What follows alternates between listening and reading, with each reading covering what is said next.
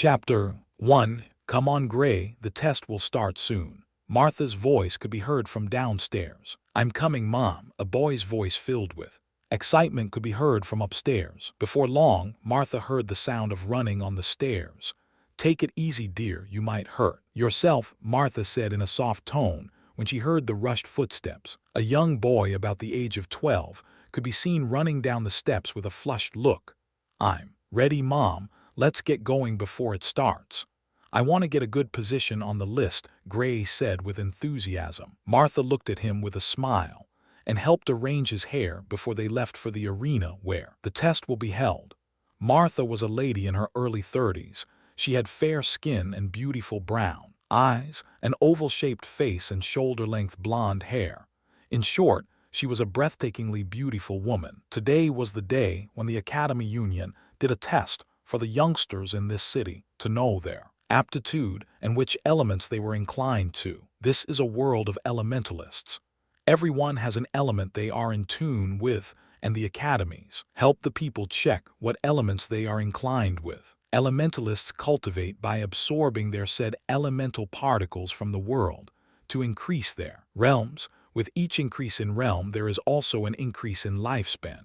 Everyone wants a long life, so they always work hard on cultivating. There are few people, though, who don't have an affinity with any of the elements, but they are very rare. Not being inclined with the elements, these said people tend to be outcasts anywhere they are, as they can barely survive. Since they don't live long, they rarely have relationships with people. Also, except for their families, one can only check which elements he is compatible with after reaching the age of 12. But anything older isn't advised, as the body is at its best state to start cultivating at that given age. But some do take the test later. You can get a cultivation technique after you get admitted into any of the academies, or if you are from a big clan, getting one wouldn't be hard. Okay, back to the story. The entire town was abuzz with activity, as people could be seen coming out from almost every home, heading in the direction of arena at the eastern part of the city. The test is held every year, as a lot of kids reach the age of 12 every year. There are different places where the test could be taken, and big cities do have multiple centers for taking the test, since they have more people. This city, though, well, it's not that big and only has about 20 participants taking the test each year. On getting to the arena, the stands were already filled to the brim with people, and the test had started already. Mom, look, they've already started. Now I'm going to be among the last people tested, Gray complained when he saw the test had already commenced. Martha looked at her son speechless. You were the one who took heavens know how long dressing up, yet I'm the one to blame because we came late. She was too lazy to reply to her son's statement. She looked around for the registration stand. Come on, let's go and get you registered, little man, Martha said as she walked towards the place for registration. A table and a chair were set up there, and also a man could be seen sitting on the chair taking down names. Hello, sir, I'm here to register my son for the test, Martha said towards the man sitting on the chair. Okay, what's his name and exact age?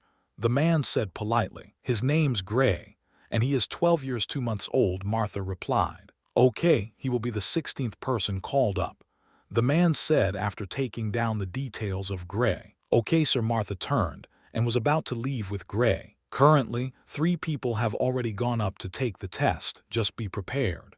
If his name is called and he doesn't come up the stage, within 1 minute he would be skipped and will have to wait till next year to have his test done. Okay, thank you, sir. Martha thanked him sincerely before taking Gray with her as they looked for a place to sit. Now sit down and behave. Wait for your turn patiently and don't get nervous, okay, Martha advised her son calmly. She knew how mischievous he can get.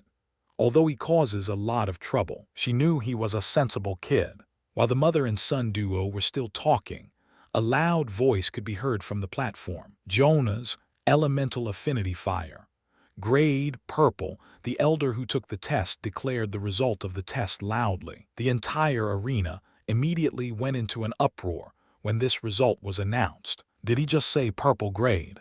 Oh my God, a purple grade appeared. The last time a purple grade appeared, All the big academies fought for who would admit him into their school. Talents are graded with colors, and there are 4 colors known to the people of the Kilin Empire, which are pink, orange, purple, and blue, with blue being the highest and pink the lowest. Pink and orange talent takes up the majority of the population, while the talented have purple and blue. There are rare cases of people who have multiple elements. It was said the emperor of the empire is a dual elementalist and also had a blue and purple grade respectively on each element. The emperor is the strongest elementalist known to the public. The representatives of each academy immediately got into a heated argument on who would take Jonas as a student. Usually, after the result of a test is announced, the representatives discuss among themselves before one of the academies gets the kid. But in this case, none of the academies wanted to miss out on such a talented individual. Although the academies had a good relationship outside, they were still competing against each other. Cough, cough. Why don't you allow him to choose which academy he would like to enter as a student? The elder announcing the results couldn't allow the academies to lose face in front of the crowd, so he coughed lightly to draw the attention of the representatives before giving them a suggestion. The representatives quickly calmed themselves and looked at Jonas with eager looks. Jonas felt proud for attracting such attention from the representatives. Seniors, can I go talk with my parents before deciding on which academy I will join?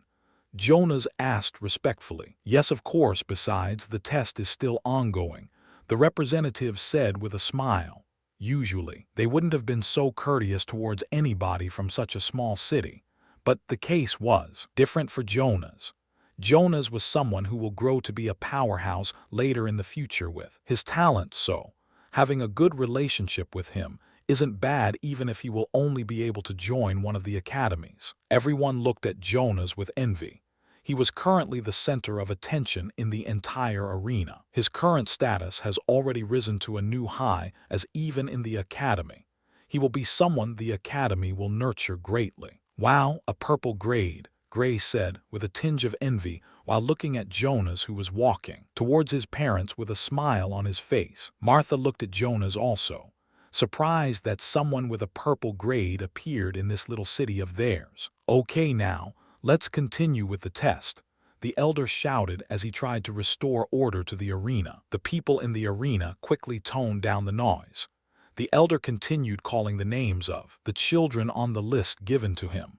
After getting to the 10th name, the elder called for a break. He used the opportunity to take the new list which had been made since some people came late. They decided to hold the test in this manner. After the 10 minutes break, the test continued. Quickly, it got to the 15th name on the list. Gray tensed up as it was soon going to be his turn. His palm became sweaty and his nervousness could visibly be seen. Calm down, sweetie. It will be all right, okay? Martha immediately held onto Gray's sweaty hands to help relieve the stress he was currently going through. Next up, Gray. The elder shouted the next name on the list. Everyone in the arena looked on with interest, awaiting the boy whose name was called up. Chapter 2. Gray nervously stood up from where he was seated and slowly walked towards the platform. When he got there, he couldn't help but look at everyone staring at him intently. Who? Gray breathed, heavily trying to calm himself down. Step forward and place your hand on the stone. The elder in charge looked at Gray with a smile and told him to place his hand on what was used to do the test. Gray carefully observed the stone. It was quite an amazing thing, as it was what was used to check the elements people are compatible with, and also it checks their talents. Gray calmed his mind and stepped forward. He looked at the stone before gently walking closer to it and placing his hand on it. The stone felt cold when he placed his hand on it. Immediately he placed his hand on the stone. He felt something moving out of the stone and passing through his hand into his body. Gray was slightly surprised by the feeling and instinctively wanted to take his hand off the stone. Don't move, it will be over soon. It was like the elder could read his thoughts and quickly whispered to him before he could take his hand off the stone. Gray stilled himself and let the strange energy run freely in his body. The energy moved from his hand before making a circle around every single part of his body. After circling 3 times, he felt the energy leaving his body. the same way it came. When the energy left his body, he finally loosened up. The elder looked at Gray for some time, before walking closer towards the stone. He stared at it profoundly before taking a look at Gray again. "Place your hand on it one more time," he said to Gray. Gray was surprised by what the elder was doing. All the kids who had taken the test before him only did it once, and the elder would announce the result. How come his case was different? He couldn't refuse the order, so he placed his hand on it again. The audience was quite surprised on seeing Gray placing his hands on the stone again. What is going on? Why is that kid doing it again? Is there a problem with the stone? Some of the parents who brought their kids there started having doubts on witnessing Gray placing his hand on the stone and taking the test again. Martha just watched on without any emotions, like she knew this would happen already. Although, deep down she felt sad, there was nothing she can do about it. He told her to make sure she took Gray to the test, and she couldn't refuse him, so she did. The process repeated itself. The elder got close to the stone again to look at it and was stunned. Again, he looked at the stone, then at Gray again before sighing. Sympathy could currently be seen in his eyes when he looked at Gray.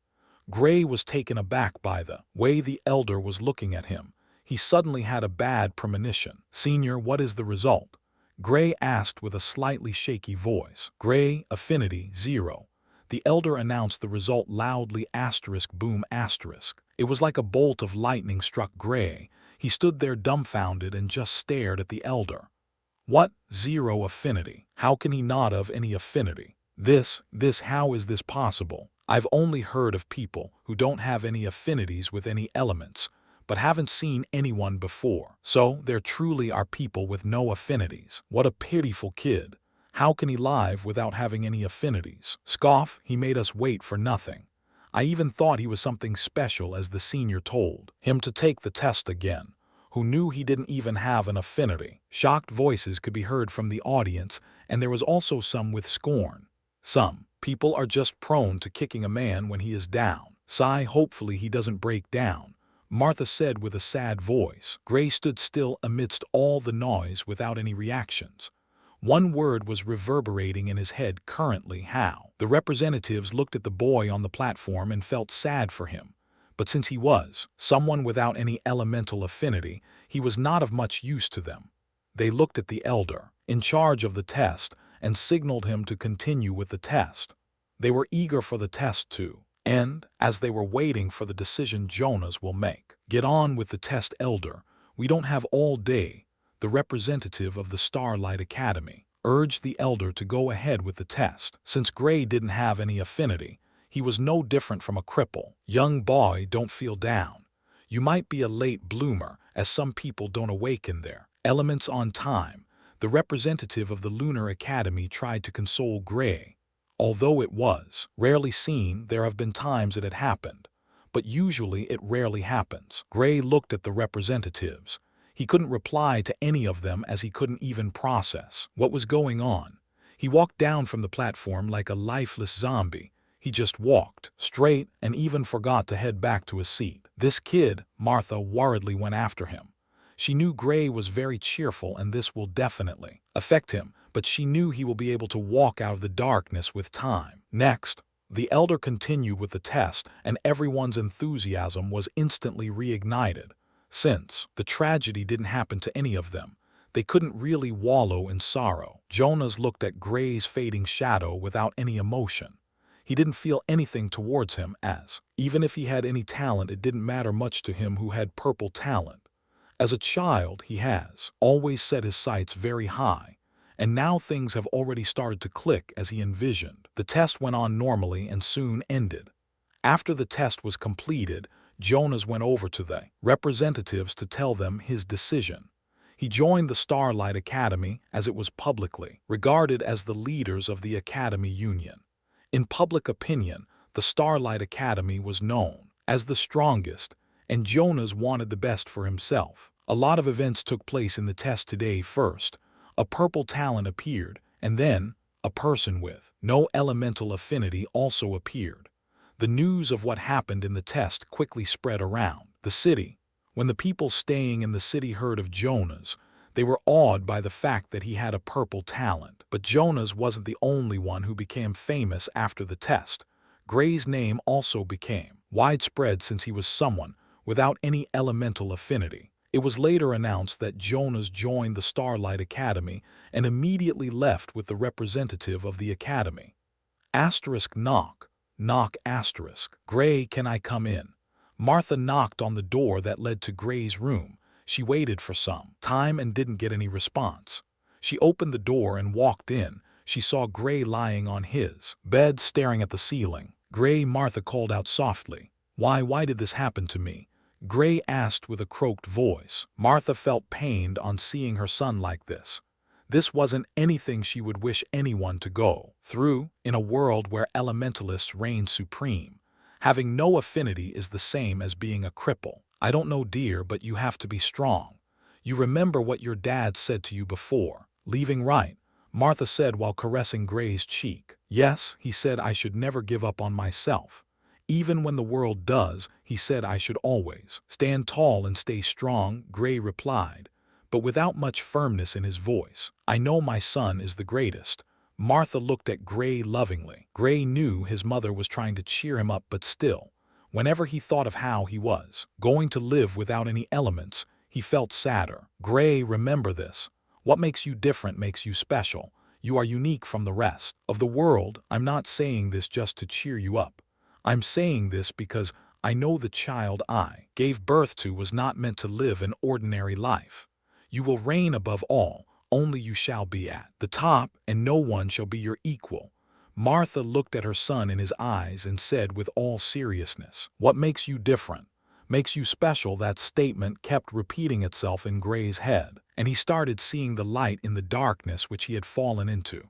Although a little, it was something that will help him leave his current state. Martha was happy when she noticed he had some reactions to her words. She went over to her room and dropped on the bed crying. She was only being strong in front of her son as she wanted him to pull himself together soon. I know you said it was for his future, but why must you make him through this? She said angrily, while looking out the window.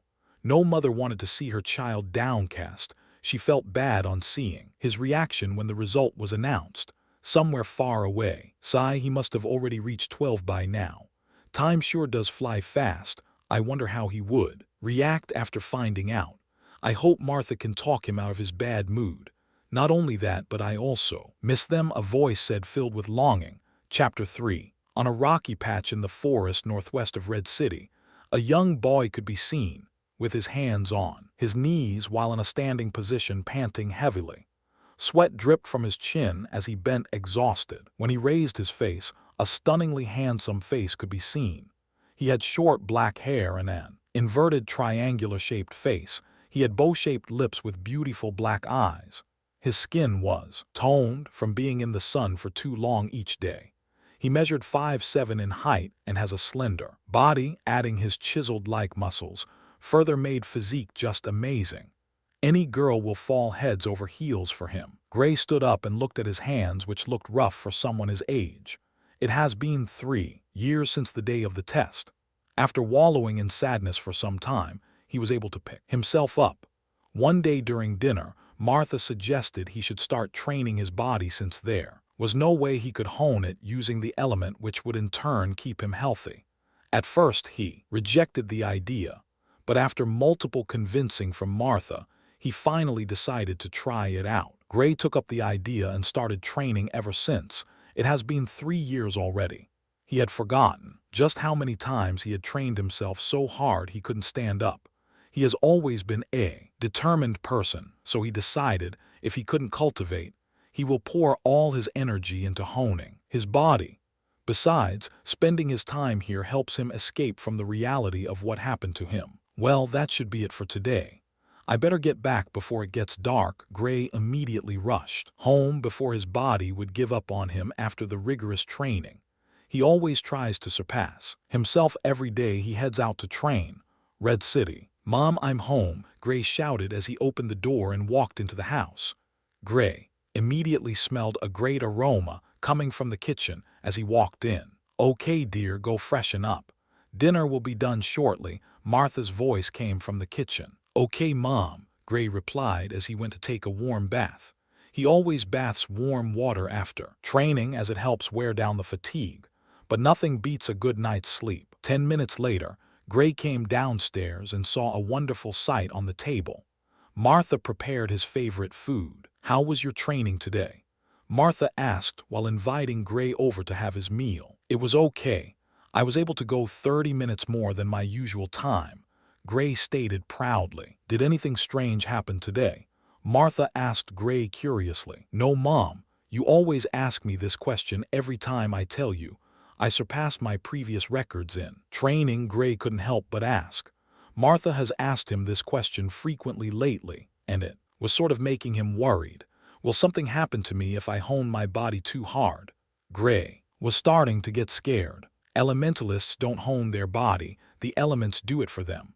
But the result is different from honing the body. His body is stronger than most elementalists of his age because of how much he had honed it. "Nothing, dear," Martha replied. "Why isn't it happening yet? Could it be that he hasn't met the requirements? He said it should awaken after he clocks 15 years old. It has already been 5 months. Now Martha couldn't help but begin to worry about her son's future. She hid it to herself, though, and didn't show any visible reactions. Gray looked at her suspiciously before focusing back on his meal. After dinner, he spoke with Martha for some time before he went to his room to rest. Gray didn't have any friends anymore since the test. He was abandoned by everyone, and they all avoided him like he was a plague. Whenever he experiences this, he felt hurt. He was still young, so this definitely had a huge impact on him. Martha has been his support. She makes sure she accompanies him as much as she could and always encourages him. Gray grew as time went on and was able to put everything behind him. His situation made him find comfort in reading when he's alone. Gray continued his daily routine, and quickly another month went by without any major thing happening. On a particular day, Gray was in the forest doing his usual training routine. He suddenly started feeling hot and sweating more than usual. He felt maybe it was because of his training and decided to take a short rest to calm his temperature. He got hotter as time went on and also sweated more. "What's happening to me?" Gray started panicking because of what was taking place. He immediately packed his things and ran home as fast as he could. Gray is faster than most people because of his training. Only some wind and lightning elementalists will have an edge over him in terms of speed. And his stamina was also high, so he had no problem sprinting a long distance. When he got home, he immediately pulled all his clothes and jumped into cold water. The hotness in his body continued getting hotter, and it got to the point he couldn't bear it anymore. He screamed in pain for some time before passing out. Huge changes were currently going on in his body, and his body began automatically absorbing the elemental particles in the surrounding. His body was like a black hole as it absorbed the elements greedily. His toned skin started reverting to his usual fairness, and his rough palm also turned as smooth as a baby's palm. By the time he woke up, it was already late in the evening, and he noticed he was fully dressed in his bed. "Who dressed me up?" That was the first question that entered his mind on seeing his condition. He looked around confused by everything that happened. He managed to sit up. He walked downstairs after some time and saw Martha sitting quietly on a chair. She raised her head and looked at Gray with a big smile when she noticed him coming down. "Mom, were you the one who dressed me up?" Gray asked the most important question on his mind. After seeing her, Gray felt embarrassed because he remembered being fully naked when he passed out. Martha was taken aback by the question. She couldn't believe the first thing Gray said after waking up was, "Who dressed him up?" "I have no idea," Martha replied as she looked at Gray with eyes saying, "Do you live in this house with someone else? Try asking that question again, and I'll beat you up. He is actually embarrassed because I dressed him up. I'm his mother."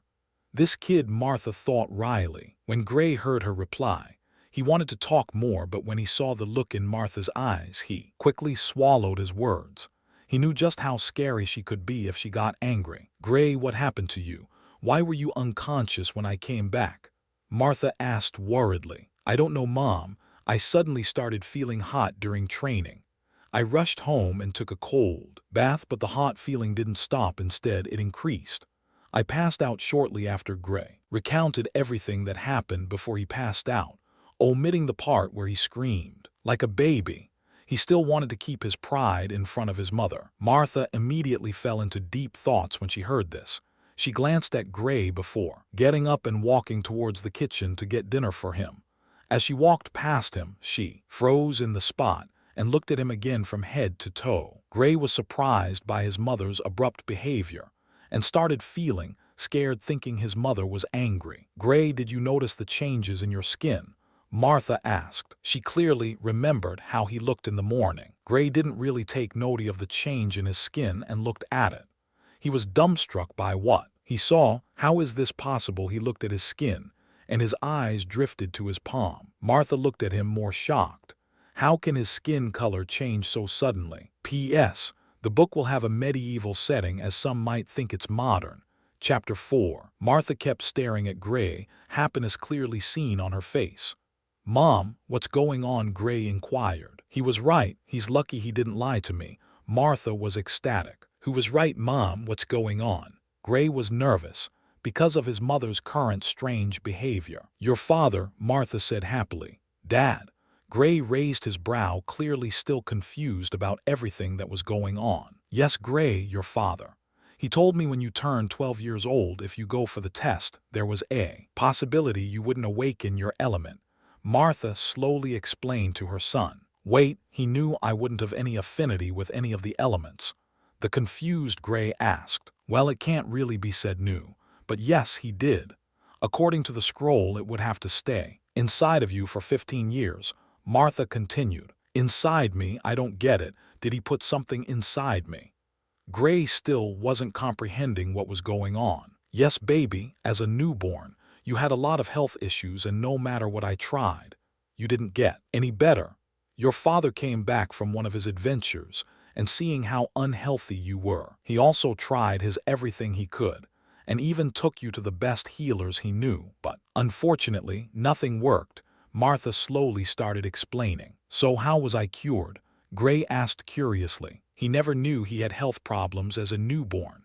"A pearl," Martha said. "A pearl? How does a pearl cure someone?" Gray asked, still confused. "I'm getting to it." Martha smiled and recounted what happened to her son. During one of his father's adventures, he accidentally stumbled upon a ruined ancient temple. He saw a pearl with myriad colors, rotating slowly in the middle of a hidden room of the temple. Beneath the rotating pearl was a scripture. After reading it, he was astounded by the information it contained. He quickly kept the pearl and the cultivation technique. Yes, cultivation technique. What he thought to be a scripture was a cultivation technique. He remembered the feeling he got from the pearl and was certain it wasn't fake. The description of the cultivation technique was unique. It stated that once one assimilates with the pearl, after 15 years, they would be able to wield all elements. Seeing this, he wanted to cultivate it, but alas, there was a catch to it. First, the pearl can only assimilate with a body that hasn't awakened any element yet, and it would need 15 years before completing assimilating with the body. He sadly kept the pearl and cultivation technique. When he realized there was no way he could use it, he got home a week after Gray's birth and realized the situation his son was. After trying everything he could, but there was still no way to save him, he placed all his hope on the pearl. If the pearl has such a monstrous ability to give someone the ability to train all elements, then saving someone wouldn't be impossible. Martha refused the idea when he brought it up. Which mother would allow an unknown pearl to be placed in her baby? But after her husband persuaded her, and seeing there was nothing they could do to save Gray, she gritted her teeth and accepted it. 2 days later, her baby was as healthy as he rightly should be. Although she still took Gray to take part in the test, she didn't know if he would awaken his element then. She also hoped there was a possibility he would awaken an element, but unfortunately he didn't. The notion of telling Gray about came to her when she saw how depressed he was after the test. But then again, what if after he reached 15 years of age he didn't awaken any elements? What would she tell him then? He would be even more traumatized than when he didn't awaken it at the age of 12. Even she was starting to lose hope when there wasn't any difference in him after he passed 15. The scroll stated Gray should use physical exercises to hone his body, which he had been doing for almost 3 years now. So, it was understandable she started feeling fearful about it. Gray sat down stunned by what he was hearing. "But why didn't you tell me earlier?" he asked. "When you passed 15, did you awaken your element then?" Martha asked. Gray shook his head. "I know it seems like a flimsy excuse, but if I told you something was placed inside of you and you wouldn't awaken your element by 12, rather by the time you turned 15, you wouldn't believe me, since it was known everywhere that one can only awaken their elements by 12. Although there are a few late bloomers, it can't be predicted from birth.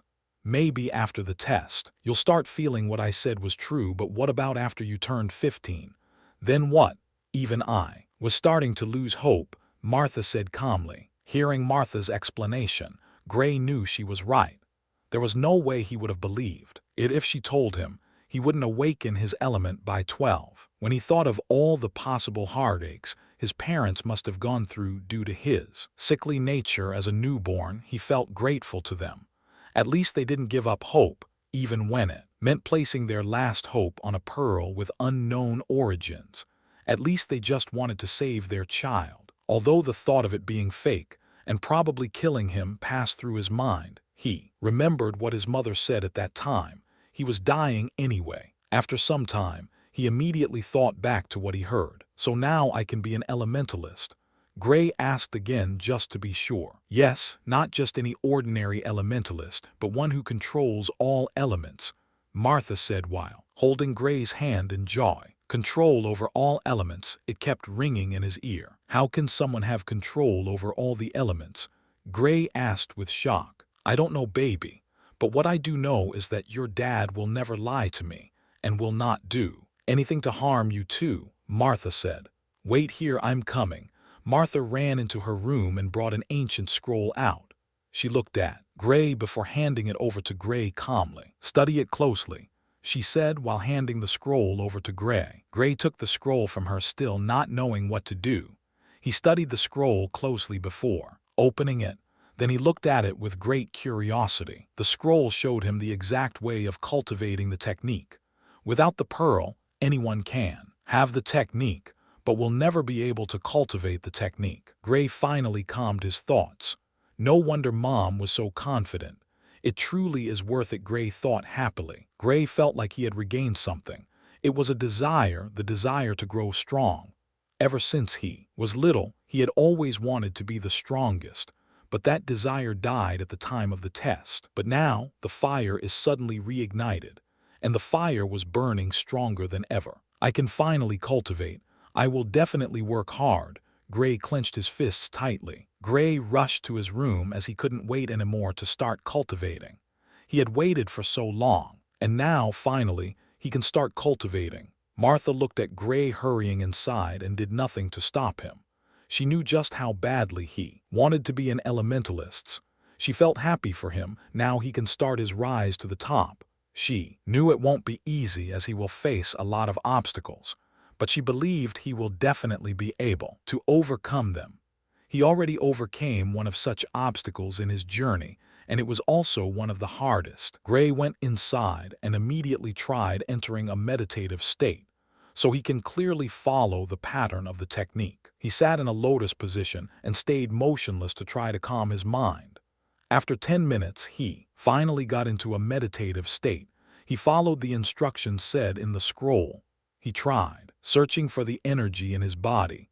It took him close to an hour before finding it. Of course, after failing several times, found it now for the second step. Gray was thrilled on managing to find the energy. Now the next step was to move the energy in a particular pattern in his body. He has to repeat the circle 10 times to get his body accustomed to it. Gray tried the first time and failed to even move the energy from its current location.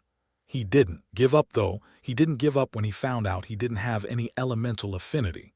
Talk less of now that he can cultivate with having an affinity with all elements. He tried again, which also failed.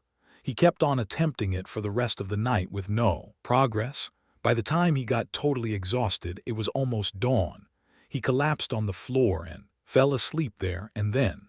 His body was totally worn out from all the attempts. By the time he woke up, it was already midday. He felt pain all over his body and was still exhausted. If a normal elementalist tried what he did, they wouldn't be able to get out of bed for a week. The cultivation technique took a great toll on the human body. No wonder it required such strict physical training before one can start cultivating it.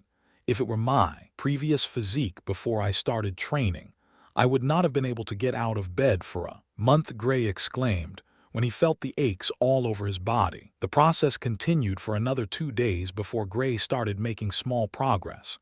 He was finally able to move it, albeit a little. It was still something. He was so happy but also felt sore all over his body for his little progress. Due to his strong training, he was able to withstand pain more than others because he wrecks his body almost every day in the training session. After another week, he was already able to complete one circle. He felt excited when he imagined himself using the different elements and couldn't help but laugh in his bed. He couldn't laugh properly because of all the pain his body was going through. During the process of the second circle, Gray felt the pain increased a bit. He was already starting to get used to the pain, then it increased. Hiss, Gray hissed in pain while midway of the circulation. I can't continue like this. This pain will probably kill before I complete the circulation. I need to come up with a way to reduce it. The pain was already getting almost unbearable for him. He had to quickly think of a way else he would go on pause, then continue some other time. But he didn't want that. I will head out to train tomorrow. It's been long I trained, Gray said. He had already gotten used to training his body, and these days he had focused fully on cultivation. He had somewhat missed it. Gray stopped the circulation and went to sleep. He will wake up early tomorrow to go for a long training session. Chapter 5. Early the next morning, Gray got up filled with energy and ran out of his room. He saw Martha in the living room and told her he was going to train. Martha noticed how cheerful Gray became since he started cultivating. Although he hadn't made a breakthrough yet, it was good he can cultivate now. Martha was surprised Gray was going to train. She remembered that since Gray started cultivating the technique, he had immersed himself fully on it. Eat something before you go also. Remember to take some food with you, Martha immediately shouted when she saw Gray was about to leave without eating. Gray hurried back and ate some food. He took a little along and went on his way. I will return late today, Gray yelled from outside. Martha smiled wryly. Gray walked into the town and headed towards the forest he usually trains in. When he was seen by some people around, they immediately started whispering to themselves. Trash. Gray saw a young boy his age shouting at him. If it were before, he would have felt bad when he was called a trash. But now, he doesn't give a shit about what they are saying about him. Gray ignored them and headed towards where he was headed. The boy was angry because Gray didn't answer him. Humph, to think he ignored me, he said to his friends who were with him. A lot of people knew that Gray usually goes to the woods to train. They usually mock him, saying he has gone mad because he was trash. Although the boy had an elemental affinity with the wind, his talent was low grade, and he wasn't great at cultivating. This was the reason he was in the city instead of an academy. There is usually a test made by the academies. If they notice a student isn't making any improvements, the student will be dropped. The pressure and competition at the academies are really high. This boy and his friends were part of the students dropped. Although he was dropped, he was still in the 8th stage of the collection plane. His age should usually have broken through to the fusion plane by now. Gray got to where he trained and immediately began with his usual training session. Before he knew it, it had already started to get dark, and he still didn't get as tired as he used to. Wow, seems like my physique increased. I can train for longer periods without quickly tiring out, Gray said with astonishment. Could it be because of the technique I'm currently cultivating? He pondered for some time. Since he couldn't figure out what caused it, he decided to forget about it for now. Gray prepared his things and headed home. On the path leading to Red City from the forest, A group of youths could be seen gathered by the side of the road. Their leader was a boy around 15 years old. There were 4 boys in total gathered by the side talking. When Gray walked closer to where they were gathered, he paused and looked at them. This was nothing his first time encountering something like this. But due to the fact he didn't want to make any trouble for himself, he always tried his best to avoid them. But lately, he didn't have any need to fear them, and he was also an elementalist just like them. Here comes the trash. Boys. Derek looked at Gray with disdain. The boys immediately burst into laughter when they heard what Derek said. Gray looked at them with emotionless eyes. Derek, what do you want?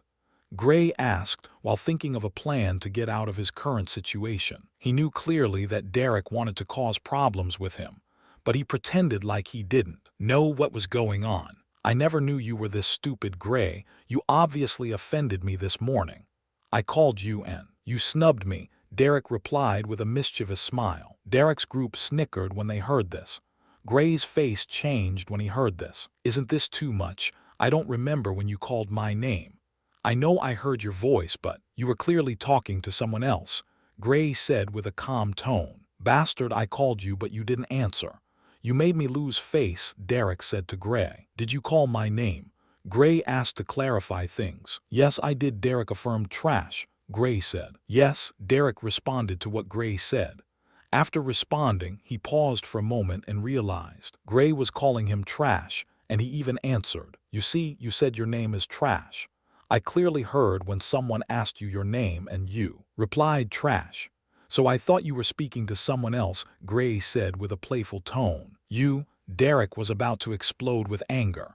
When he looked at his back, he saw the people who came with him laughing at him. He felt disgraced. Kneel right now and apologize. Derek saw there was no way he could beat Gray in a war of words, so he decided to find a new way to disgrace him. Gray looked at him and scoffed. Get out of my way, Derek, I don't have time for your games, Gray said while already walking past him. Derek immediately mobilized the wind elements in his body and moved towards Gray. He didn't want to let Gray go easily, so he attacked. Due to having an affinity with the wind element, he was fast. Gray dodged the attack and looked at Derek with cold eyes. Because Gray trained a lot, although he couldn't use any element, he had fast reactions and also acute senses. So he didn't have any issues dodging the sneak attack of Derek. The boys were amazed. Derek couldn't even believe Gray dodged it. He didn't want to hurt Gray, so he didn't put much into it. But that wasn't something Gray should be able to dodge. Derek, what are you doing? Gray questioned coldly. Humph, don't get full of yourself because you were able to dodge my attack, Derek said angrily. He mobilized the wind elements again and charged towards Gray. Gray dodged the attack for the second time. Although the attack made him panic deep down, he was able to quickly calm down. He skillfully dodged all of Derek's attacks. Derek almost had a breakdown when he saw how Gray was dodging his attacks effortlessly. Even an elementalist at the 9th stage of the collection plane will not be able to dodge my attacks unless he is of the wind element also. How can he be so fast? One of the boys exclaimed. They knew just how fast Derek was, yet Gray was still able to dodge his attacks. Derek, stop this now. I don't want any trouble with you, Gray shouted as he continued dodging the attacks. Derek didn't hear him as he had already lost himself to anger.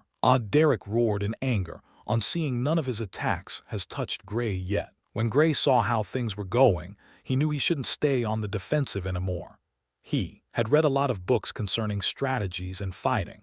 Although reading and doing are two different things, he was able to get the hang of things quickly. Derek threw a reckless punch towards Gray and forced with the wind element. Gray bent his head to dodge the attack. Derek's body was completely exposed and defenseless. Gray immediately struck out a punch to the chest of Derek. When the blow connected, Derek was immediately sent flying. He hit a tree by the side of the road and immediately passed out. Gray was stunned. He had been training for so long now, but he had never tried out his strength. The only thing he noticed was his speed. He looked at his hands with shock. The boys watching were dumbstruck. Their mouth opened wide, an egg could fit into them. They looked at the unconscious Derek and back at Gray. Gray stood for some time before leaving and heading home. He was surprised. This was his first time battling and he won it. When he got home, he didn't speak of anything concerning his encounter with Derek to Martha. He had a warm bath after eating before the thought struck him to try cultivating. Chapter 6. Gray immediately tried circulating the energy. He noticed it became easier than the previous time. He tried it, and the pain reduced significantly. Wow, guess I shouldn't have stopped my training. Gray was delighted. He immediately started, feeling remorseful when he thought about all the days he had to go through pains just to make the energy move. Why didn't they make it known in the scroll? I wouldn't have passed through days of pain, Gray complained bitterly. Although he knew it wouldn't change anything, he didn't want to blame himself for not continuing his training, so he just shifted the blame. Humans are weird beings. If something happens to them, they always try to find someone to blame. Sometimes they clearly knew they were at fault, but only a few will admit it. Okay, now back to the story. Gray was able to complete the second circulation before long. He was exhausted from the hard work and immediately fell asleep. The next day, Gray woke up late in the day. Although it wasn't midday yet, it wasn't far from it. Ah, what a great night! Gray woke up with a huge smile on his face. After having a breakthrough in the circulation, he felt fantastic with himself. Although it wasn't anything big, Gray felt like it was a major accomplishment. He freshened up before going downstairs. He saw Martha just coming into the house. When she saw Gray, she gave him a sweet smile. For some reason, when Gray saw the smile, he felt a chill run down his spine. I haven't done anything wrong lately, have I? Gray started thinking about everything he had done lately and couldn't remember upsetting his mother on any occasion. How are you doing? Martha asked when Gray walked closer to her. Gray paused instinctively and slowly retreated to a distance he deemed was safe enough. I'm fine, thanks. How are you doing today? Gray asked with a smile. I must say, you look very beautiful this morning. Before Martha could reply to the question Gray asked, he heard him speak again. What a glib tongue he has. Just like his father, Martha sneered coldly in her heart. She knew why. He was complimenting her. Whenever he does something wrong, he always does this to get on her good side. Although she never falls for it, she does reduce the punishment she has in mind for him unknowingly. How was your training yesterday? Martha asked with a smile. It was fine. I noticed my stamina has gone up a notch since I started cultivating the technique. Although I have not started cultivation fully, I think it wouldn't take long anymore. Oh, and I made some progress in the second circulation. Now all that's left to do is to continue till I reach the 10th one. Gray spat out everything he did yesterday. He forgot about what happened with Derek, as he was too excited over the success of his cultivation breakthrough the previous night. Martha looked at him closely. Why is he hiding it from me, or did he forget about it? No need, I will just ask about it. I was told you sneak attacked Derek yesterday when you were coming back from the forest. Martha studied Gray's reaction closely. Gray was shocked when he heard that. Then it all clicked. No wonder she is acting strange. So it was because of the small conflict I had with Derek. I didn't sneak attack him. He attacked me and I retaliated openly. I even warned him, but he wanted to bully me because he thought I was weak, Gray said proudly while sticking out his chest. Martha looked at him, not knowing if to laugh or cry. This kid. Well, that was not what he said. He said he was on his own at the side of the pathway when you suddenly sneak attacked him while he was distracted. He said you attacked him possibly because you were mad at him when he jokingly called you a cripple. Martha recounted what she was told. She knew her son all too well. Although he was mischievous, he wouldn't sneak attack anyone. Well, not for that particular reason though. With his character, he will definitely sneak attack his enemies. Derek can't be counted as an enemy. He isn't even worth Gray's time. He's lying, Gray defended himself confidently. He knew his mother knew he was right. She was just trying to scare him. Even if he was wrong, he knew she would definitely protect him. Martha looked at him for some time. Tell me exactly what happened. Gray recounted the whole event, from when he was heading out to when he was blocked by Derek. Martha was similarly dumbfounded when she heard how Gray was able to defeat Derek effortlessly. Derek is someone at the 8th stage of the collection plane, just a bit away from the fusion plane. Yet Gray was faster than him. What was more shocking was the fact that Derek is a wind elementalist. She looked at her son, pride filled her heart, but she didn't show it out. If Gray were to know she was proud of him, she didn't know what he might do next. Okay, don't worry about this. I will take care of it. I don't want to hear something like this happened again. Focus fully on your cultivation and try to complete the circulations as soon as possible so you can start the real cultivation, Martha told him seriously. She really didn't want him to waste his time with all these little things. So long as he can start cultivating for real, I will be happy. Yes, Mom, I will work extra hard, Gray proclaimed with determination. Martha looked at him and nodded in approval when seeing how determined Gray was. Gray continued his training that day, only now his routine had changed. He would train in the day and meditate at night. Slowly, time passed and a month quickly went by. Gray didn't hear from Derek or anyone later. He was given a rare moment of peace. He was happy as now all his focus was on his training. During this month he was able to get to the 7th circle.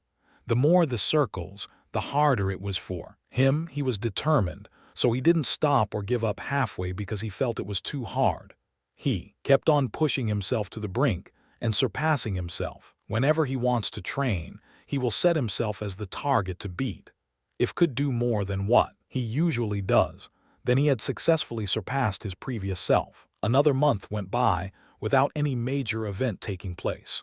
Gray continued his frenzied training, and Martha even began worrying over him. There was one time Gray came home looking like someone who had a foot on death's door. She had to make him stay at home for a week to take a rest before he was allowed to continue his training. Even when staying at home, Gray focused fully on meditating. During these 2 months, Gray had been able to complete 9 circles. Now it was left with the last circle. Once he completes it, he will officially step into the realm of elementalists. Gray was so excited about it and couldn't wait to start manipulating each element. Gray took a break before going for the last circle. He noticed he should always take breaks, sometimes so his body doesn't break down. After the break, he immediately started training and he started moving the energy according to the instructions of the 10th circle. Each circle had a different route, so he had to be careful when studying it to avoid making any mistakes. Although they were almost identical, there is always a different route for each circle. Gray worked hard, and after 2 weeks of rigorous training, one night, he finally completed the last circle. Chapter 7, Rumble. A rumbling sound could be heard from Gray's body. After completing the 10th circle, huge changes started taking place in his body. Gray got in a trance when this happened. He saw a man standing majestically in the air looking down at the world. He had a noble aura spreading in all directions. It was like he was the lord over everything. He stretched out his right hand, and all elements could be seen converging at the top of his hands. It was a beautiful sight. The elements formed an orb at the top of his hand. The orb was captivating, but Gray could feel the destructive powers hidden in the beautiful orb. This could be called a beautiful killer. The man spread out his hands wide and the orb exploded. It was a stunning sight and was also beautiful. Gray was surprised by the number of elements the man had control over. The man looked in the direction of Gray and flashed a smile at him. Only after the lights died down did Gray realize they were alone. The man leisurely walked towards him. He studied him for some time before nodding his head. Gray stood nervously and also studied the man in front of him. The man was handsome, with long shoulder-length hair. "What is your name, young boy?" the man asked calmly. Gray replied cautiously. The man raised an eyebrow and stared at him closely. "You were the one who inherited my powers." "Good. You were just barely able to meet the minimum requirements. You must have a strong body if you want to use the chaos element." Chaos elements. Gray was surprised. Although he didn't know everything, he knew there were only 7 elements in the world, which are fire, water, wind, earth, lightning, darkness, and light elements. He had never heard of this chaos element the mysterious man was talking about. You don't really need to know much about it for now. Just have it in the back of your mind. You've inherited the power of the strongest god, the chaos god, the man said to Gray. Chaos God. Gray had read about gods in some books and knew there was a god for each element, but he had never heard of this chaos god this man was talking about. Yes, the chaos god.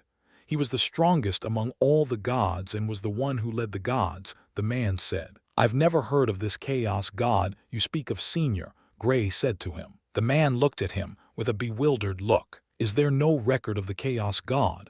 He asked. No, Senior, after the great war of gods, the gods haven't been heard about since then.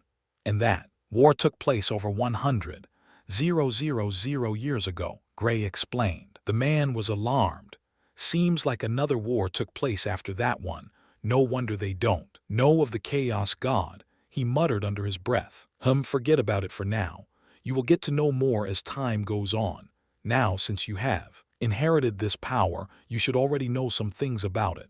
The man asked seriously. Yes, Senior, I know I can wield all elements with it, Gray replied. Well, that isn't the strongest aspect of it. You still won't be able to form the chaos element. Soon, the man said with a smile. Okay, so can I start using the elements now? Gray asked excitedly. He didn't care about the chaos god or the chaos element. What was important for him now was if he could use the elements. Although he was curious about it, it wasn't too important to him. No, the man answered. What? Gray exclaimed. No, the man said again. But it's stated in the scroll that I will be able to control all elements, Gray quickly spoke.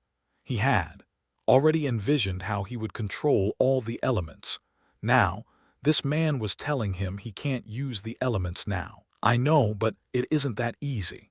The human body wasn't supposed to have an affinity with all elements, so it will take some time and hard work from you, the man said while looking at Gray. Hard work? I've been working so hard just to be able to hone my body, yet you're telling me I will still get to do more hard work. Gray was feeling down.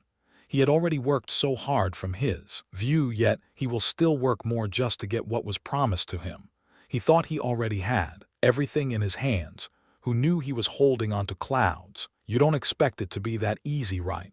The man said with a chuckle. Gray felt scammed. Senior, can I have only one element and just forget about all this?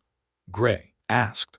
Although the idea of wielding all elements sounded great, if he had to wait for another 15 or even 20 years, it wouldn't be nice. If he can have one element, he will be satisfied. He wasn't greedy, okay? He wasn't too greedy. But he feels like it wouldn't be worth it to have all elements if he had to wait for so long. What if he died because he couldn't control any elements? The man looked at Gray, speechless. How can you settle for less? He couldn't help but ask. I'm not settling for less. I'm just doing the more reasonable thing from my view. I'm already behind my peers in terms of cultivation. So if I take much longer, I might as well just give up on the rest and have one, Gray reasoned. The man looked at Gray for some time before sighing helplessly. This is the chaos space. You will be able to comprehend each element here. You can come here anytime to comprehend. After comprehension, your talent with the said element will increase as you have a higher comprehension of the element, the man said. Oh, so all I have to do is comprehend the elements? Gray asked with an excited look. Why didn't you say this earlier? Instead of scaring me, Gray thought. Don't think it will be easy. Comprehending elements and being born with a given element are two different things. Comprehension is harder, and your talent in the element will tally with your comprehension. If your comprehension is low for the element, your talent and control over it will also be low, he patiently explained to Gray. It shouldn't be that hard. How can I get into this space? Gray said naively before asking the important question. For him, he didn't think it would be hard for him to comprehend the elements. What he was bothered about was how to get here. The man looked at him and didn't reply. He knew how hard it was to comprehend an element, and also he didn't want to give Gray a scare. So he just let him be. Just will it and you can come here anytime, the man said. Okay, Gray replied happily, since he now knew how he can get here. Everything was settled. Oh, I haven't told you the strongest aspect of it yet, the man suddenly said. Gray looked at him with interest. Elemental fusion, he said with a smile. Elemental fusion. Gray's interest was piqued when he heard this. The man knew he would have to explain it to Gray, so he patiently explained to him. Yes, elemental fusion. As the name implies, this power gives you the ability to fuse elements. After being able to fuse all elements, you will then be able to create the chaos element, which is a combination of all elements and also the strongest element. Gray was shocked when he heard this, so the chaos element is a fusion of all elements.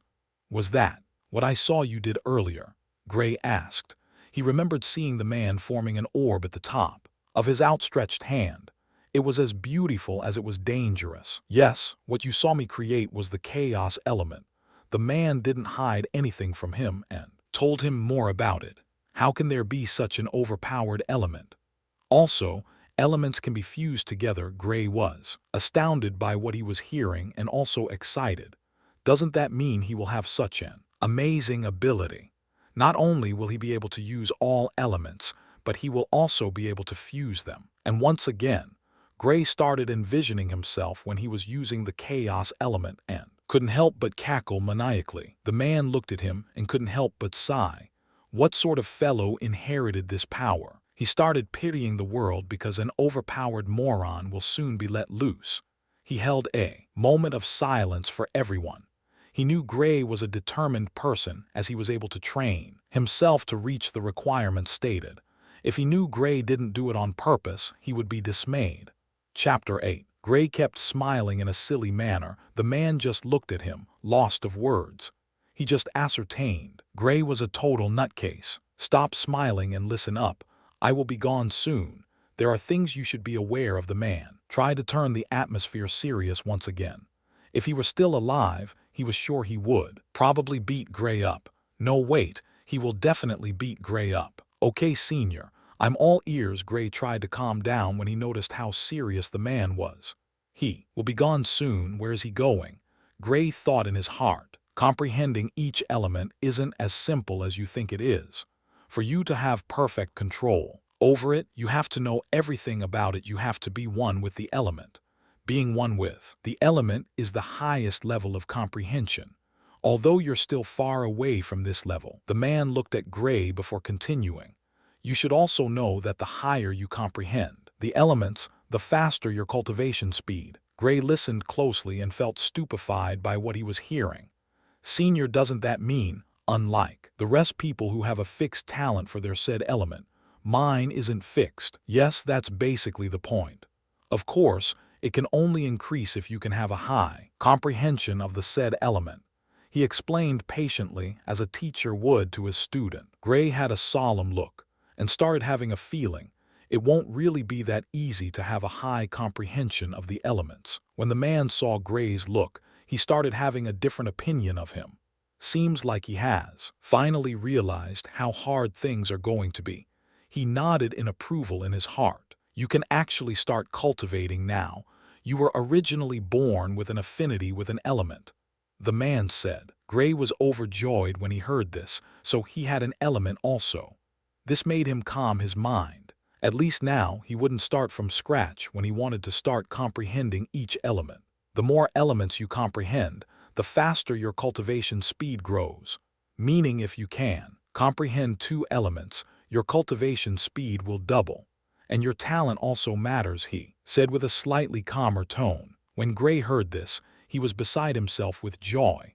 Doesn't that mean I will improve at a faster pace? Gray asked just to be sure he heard correctly. Yes, you will, the man replied. Ha ha ha ha, Gray laughed crazily. Well, there goes the good impression he had managed to build of himself. The man stared at Gray and couldn't believe how quickly he changes his demeanor. Sigh, forget it. He is already here. He was mentally exhausted from his conversation with this young boy. After Gray finished his wild imagination, he quickly composed himself. Senior, you said you would be gone soon, Gray asked. Yes, I'm just a spiritual being currently. I have already died long ago, the man replied calmly, without any emotions. Death was something not even the gods could avoid, although if they were left alone they could live almost forever. Wars were a brutal and bitter part of the world. You are dead. Gray's view on life was once again shattered. You don't have to say anything about it. It is something that happened long ago. Now, I will tell you how to perfectly use this space. the man slowly explained to Gray. Gray listened keenly as he knew, once this senior disappears, he will never see him again. He felt bad for him, but this wasn't the time to think about it. Gray was able to find out how to use the chaos space. It wasn't really that hard. All you have to do is think of the element you wish to comprehend, and you will see it. There was also an object used for checking talents. It was just like the one he saw when he went for the test, only this was more sophisticated. Well, that is all you need to know. Remember, this won't be easy, and always be careful of how many elements you show people. You can show multiple, but not too many, okay? You will be surprised how far greed can push people. He warned Gray sincerely. Yes, Senior.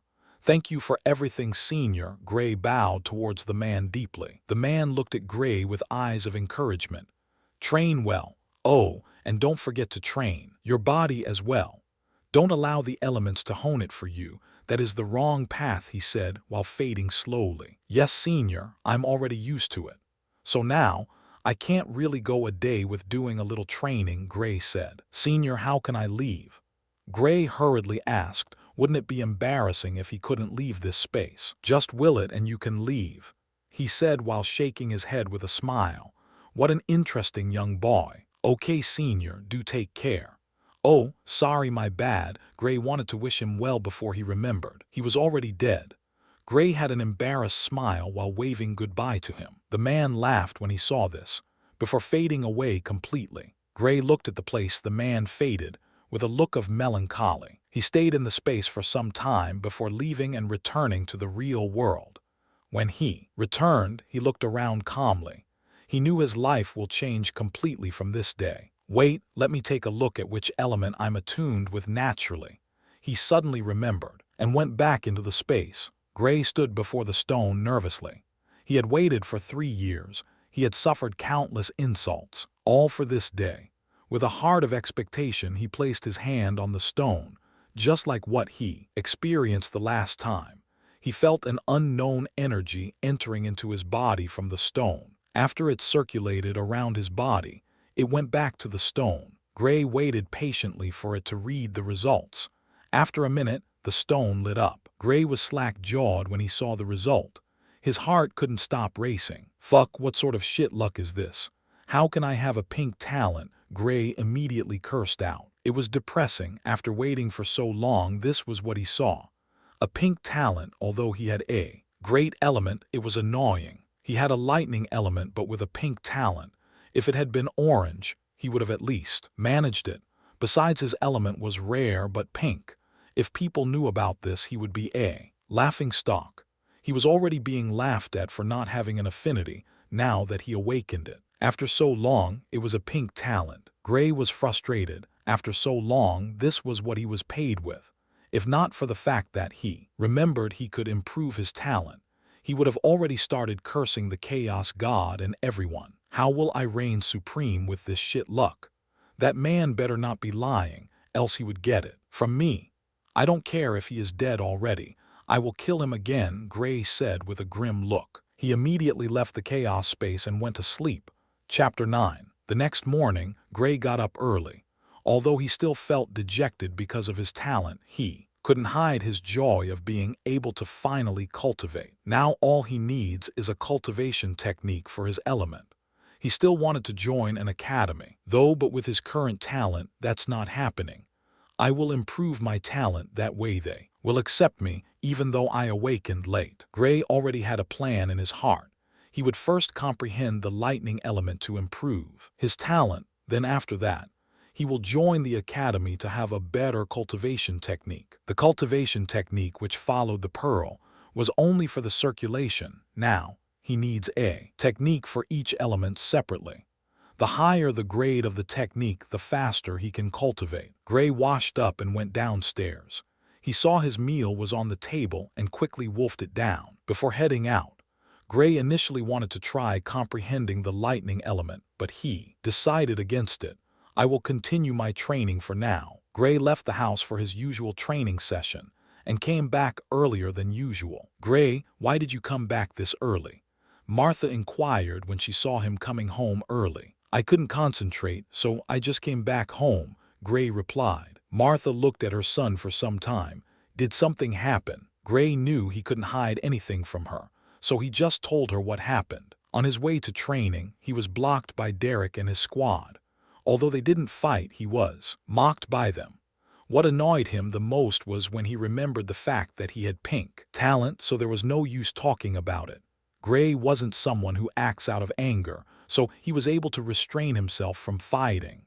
But due to his youth and hot-bloodedness, he told them he would be taking part in the test that was going to take place in 3 months. He was laughed at by them.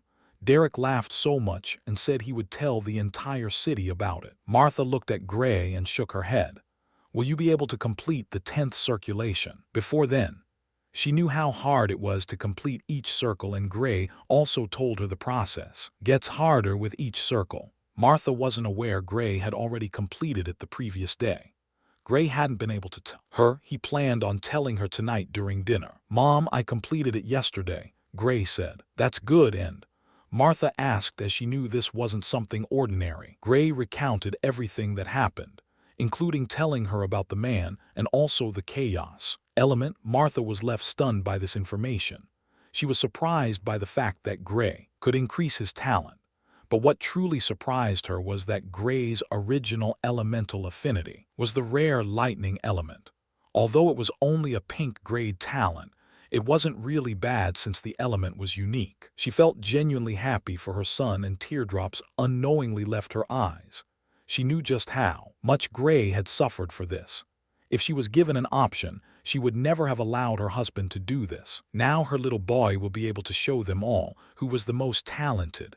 What got her reeling was the fact that, with Gray's ability to be able to improve his talent, if he could get a purple talent before the test, he would definitely be fought over by the Academy and might even attract attention from the higher-ups of the Empire. Having a lightning element is something which rarely happens, adding to the fact that the owner is a purple talent that will give him more attention. The lightning element is as destructive as the fire element, and it also gives the user almost unparalleled speed, which is also one of the advantages of the wind element. It is sometimes regarded as a two-in-one element. She didn't have any techniques for the lightning element, and getting one would be difficult. But if Gray was able to join any of the academies, he will be able to get a high-grade technique. Gray, you have to work hard. If you can push your talent to purple before the test, that would be great, Martha said. Yes, Mom, I know what to do. Gray already planned this. He will work hard to improve his talent before the test, then shock the entire city with his results. Gray left Martha before heading to his room. He tried meditating, but to no avail, so he just gave up and started reminiscing about how he had been treated by everyone in the city. He was mocked and abused by everyone. His so-called friends stopped talking to him because he wasn't an elementalist. He was downcast during that time, but his mother has always been there with him all the time. She was his backbone when he couldn't stand up straight. She made sure she did everything she could to assist him. She was his greatest support. Mom, we will show the world how wrong they are soon. Gray clenched his fist tightly. Even if he doesn't want to do this for himself, he has to do it for his mother. He is grateful to his mother. If not for her, he would have still been down, wallowing in self-pity. He promised himself he was going to make his mother proud. Not only that, but he would be her source of joy. The best is the only thing he wishes for her. After this test, his life would change completely. His social status will also change. He imagined the look of shock that will be written in the faces of everyone when he gets the test done. How would they react? I can't wait to find out. Gray smiled to himself. He was going to give it his all. Chapter 10. The news of Gray taking the test quickly spread over the entire city.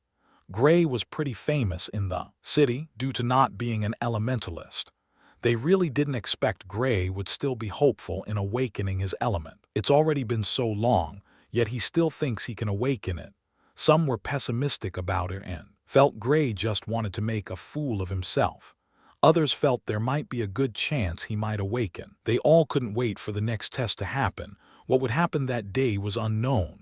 But what they knew was that there is certainly going to be a scene that day, and they were all looking forward to it. People hate being bored, so when they knew something was going to happen, they can't help but be excited.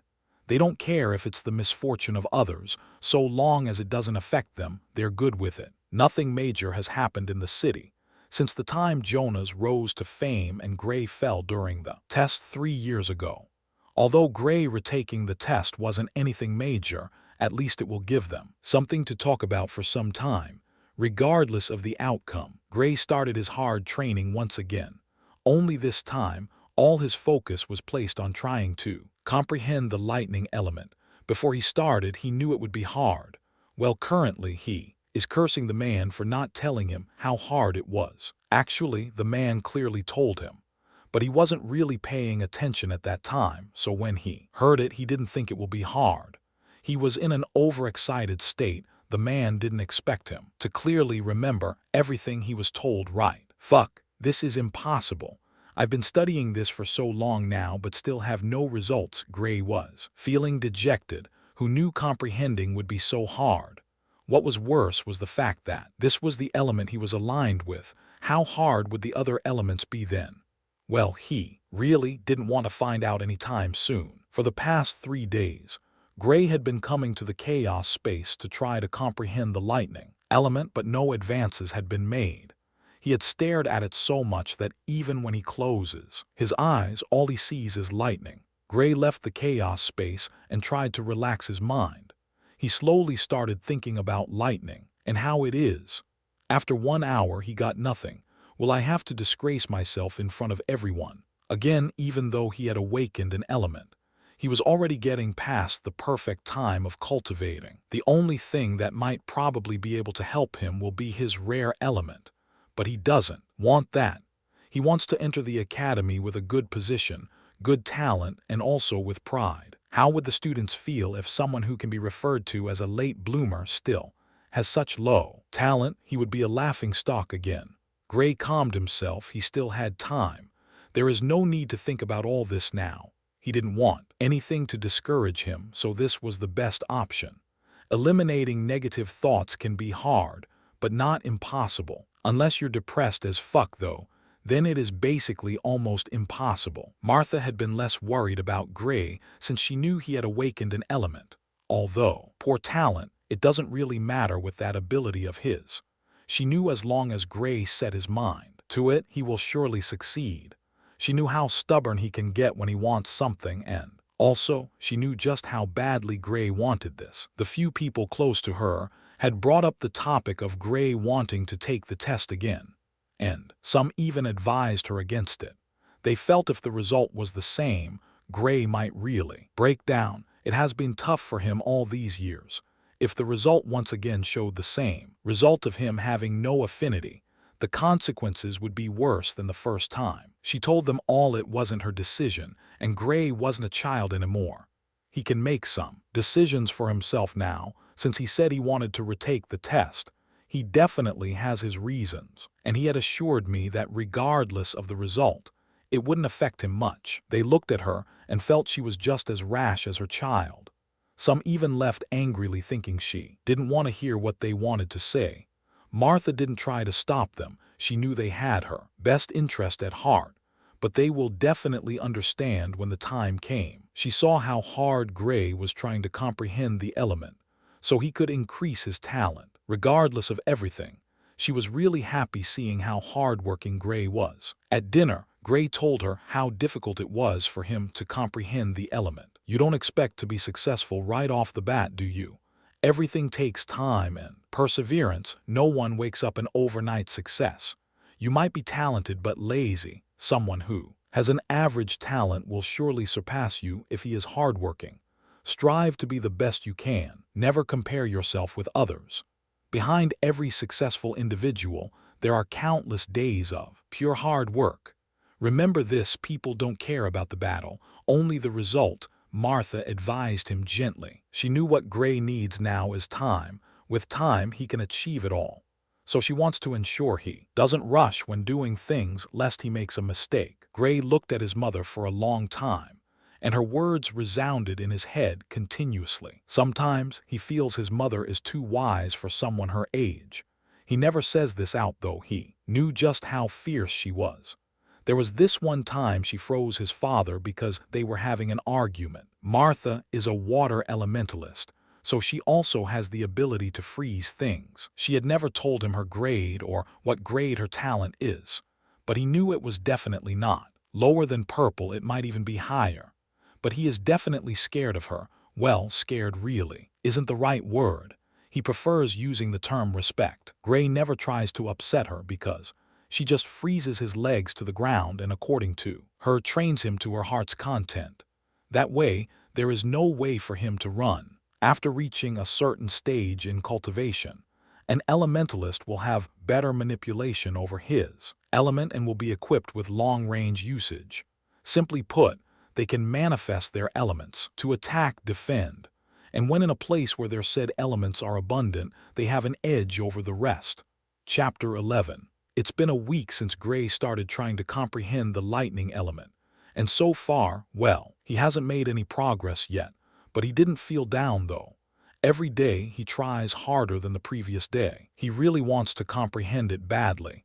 If he could make a little progress, it will definitely increase his talent.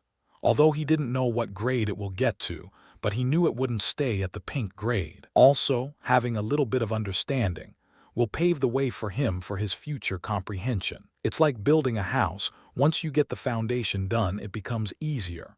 Well, so he thought. Gray didn't rush things and took it slowly.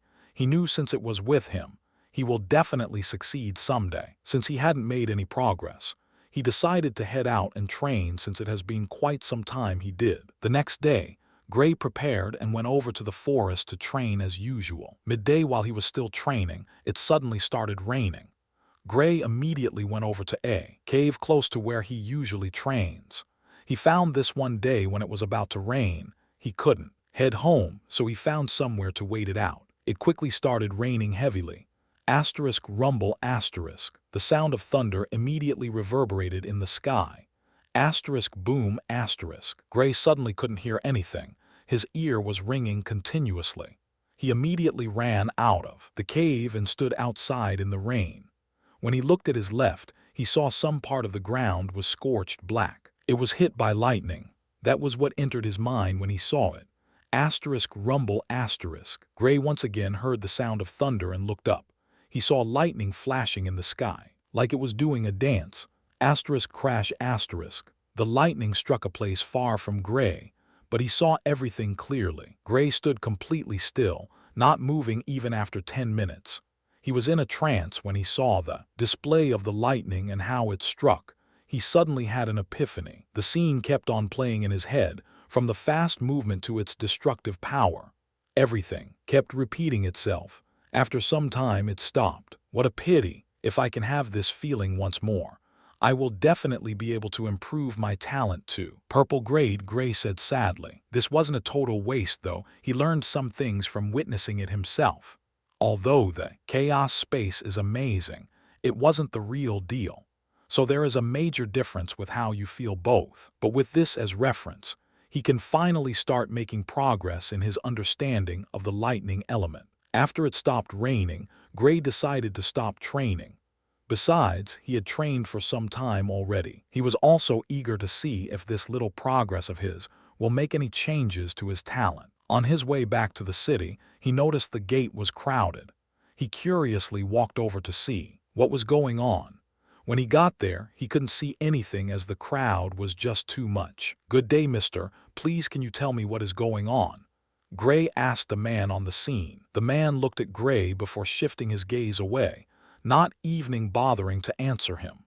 The man didn't know Gray, but he just didn't care. Well, what a scum, Gray cursed angrily, before walking to search for someone else to tell him what was going on. After asking around, he found out Jonah's returned from the academy. This was the first time he had come back to the city since joining the Starlight Academy. Gray still had an impression of Jonah's. I mean, who wouldn't have an impression of someone with a purple talent? Gray remembered the envious look he gave Jonah's when he saw how all the academies were fighting over him. He also found out Jonah's would be staying until the test. Why did he come at this time? Couldn't he come after the test? Gray suddenly felt pressured. If it were before, even if he had an orange talent, He wouldn't care since he can improve it with time, but now Jonas came. The only person who has ever had a purple talent in the history of the city. Just to be clear, Martha isn't from the city. He currently lorded over all in this little city. Even in the big cities, he was still someone with a high status. No one likes being in the shadow of anyone. Had Jonas not appeared, Gray would have been satisfied with an orange talent. But now he wanted more. He had to get his talent up to purple no matter what. Gray went home with new conviction, and the fire in his heart was burning fervently. He immediately wanted to see how far his bit of comprehension took him. After getting home, he went straight to his room and sat in a meditative position. After calming his racing heart filled with expectation, he entered the chaos space. He went over to check if his grade improved. After placing his hand on the stone, he waited for it to do what it usually does. The energy circled his body before returning to the stone. When Gray looked at the result, his face fell. He still had pink grade talent, although he came with expectations. He also knew it wouldn't be that easy after trying to comprehend it for so long. One moment of epiphany couldn't do the trick. Well, unless he stayed in the state for long. While this was happening to Gray at home, the city was abuzz with discussions. And the name mentioned the most was Jonas. Jonas was not the only name mentioned. Gray's name was also in the mouth of many because he was going to retake the test. With the arrival of Jonas, everyone remembered they both took the test on the same day, with one being fought over by the academies, and the other most likely not remembering how he even left the arena. Jonas got word of the fact that Gray was going to retake the test. He clearly remembered that lonely figure who stood at the platform stunned. Interesting. Initially, Jonas had no plans of attending the test even if he was around. He had better things to do. If not for wanting to meet his parents, he wouldn't have come to this low-class city. He also enjoyed the feeling of being adored by the people here and idolized by the kids. Chapter 12. The city quietened down after some time. Everyone went back to what they were doing, although there were still some places where the issue of Gray retaking the test was still talked about. It wasn't really much. Gray didn't think of any other thing and focused fully on comprehending the lightning element. Since he already made a breakthrough, it would be easier. Saying easier will give people the wrong idea. It would be less hard. Now that's better. It got less hard for him, and he saw some improvements as he studied the element more. In this fashion, 1 month quickly went in a flash. The pressure on Gray increased as it got closer to the time of the test. Now he had only 2 months left. He had to make significant improvements within these 2 months to ensure he makes his mother proud. Gray didn't know if he can make it in time, but he knew he was going to try his best no matter what. It took him so long just to have any improvements in the element he was more attuned with. Just how long will it take to comprehend other elements' turn? Gray was tired but not frustrated. He knew by increasing his talent and also having another element, it would increase his cultivation speed. This way, he would be able to catch up and quickly surpass his peers who started cultivating before him. All he needed is time. Only time waits for no man. Fortunately, elementalists gets to live long the higher their level, so he still has a lot of time on his hands. Gray noticed he had made good progress during this month, so he decided it was time to check if his talent increased. After entering the chaos space, he walked towards the stone slowly. He stood there feeling apprehensive for some time. He slowly breathed out before placing his hands on the stone. Once again, the unknown energy went into his body from the stone. After going a circle in his body, it went back to the stone. Gray nervously looked on, waiting for the result, his heart pounding with anticipation. After some time, the stone lit up. Gray looked at the stone in front of him without having any reactions for some time. Finally, a huge grin broke out of his face. After trying for so long, he finally made some progress. His talent has increased from pink grade to orange grade. Gray felt like he was in a dream. If it wasn't happening to him, he would never have believed it even if he was beaten close to death. Okay, not really. He wouldn't allow himself to get beaten up that badly just because he didn't believe it. At least if he said he believed, he would be free to go right. Gray was initially already beginning to have some doubts. Although he could see it all happening, nothing seemed to change. If not for the fact that he awakened an element he would have thought this was just a sham. Gray left the chaos space. He wanted to share his new progress with his mother. Unfortunately, when he went downstairs, she wasn't around. Where did she go to? Oh well, I will tell her the good news once she returns. Martha returned late, looking exhausted. When Gray saw her, "Mom, are you okay?" He walked up to her. When she saw him, she tried to hide her weariness but just couldn't. "I'm fine, dear, give me a sec. I'll go prepare dinner." She smiled to him. Gray looked at her and didn't say anything more. He knew it hasn't been easy for her and didn't want to make her feel sad. "Don't worry, Mom, I've made dinner already," Gray told her gently. Martha was slightly taken aback when she heard this. A sweet smile bloomed on her face. "How thoughtful of you, young man," she said in a praising tone. "Taking care of you is my duty. Now, go freshen up before you come back down for dinner," Gray said gentlemanly. Martha laughed when she saw how Gray was acting. No matter how tired she feels, whenever she sees Gray, it just feels like all the fatigue fades away. "What a great son you have." When Martha was on her way upstairs, she heard Gray make this statement and nearly fell down. Can't he just be normal for once? Although she thought of this, she didn't really want that. Gray was her light, and she likes the cheerful him. If he suddenly starts behaving like people usually do, he wouldn't be fun to be with. Gray always makes her laugh, so she enjoys his company a lot. Martha returned after taking a bath. By the time she got down, Gray had already prepared the table. They sat together and started eating. Martha couldn't deny it. Gray was a great cook, but she restrained herself from praising him. "I'm such a great cook," Gray exclaimed after doing the dishes. Martha rolled her eyes when she heard this. "At least let someone praise you first." Gray really is one of a kind, but he is always a great company. "Mom, I have good news for you," Gray said with a mysterious smile. "Oh, what is it?"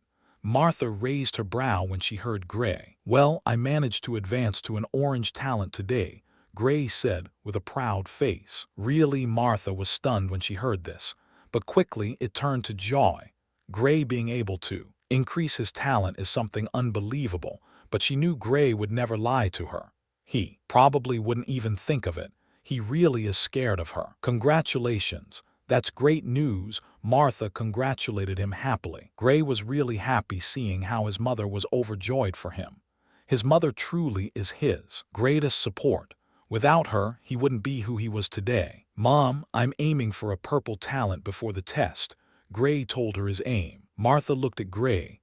"Don't put too much pressure on yourself. Having an orange talent is already considered good, especially with that element of yours." Not that she wanted to discourage him, but she knew sometimes it was best to take it easy. "Don't worry, Mom, I'm confident about this.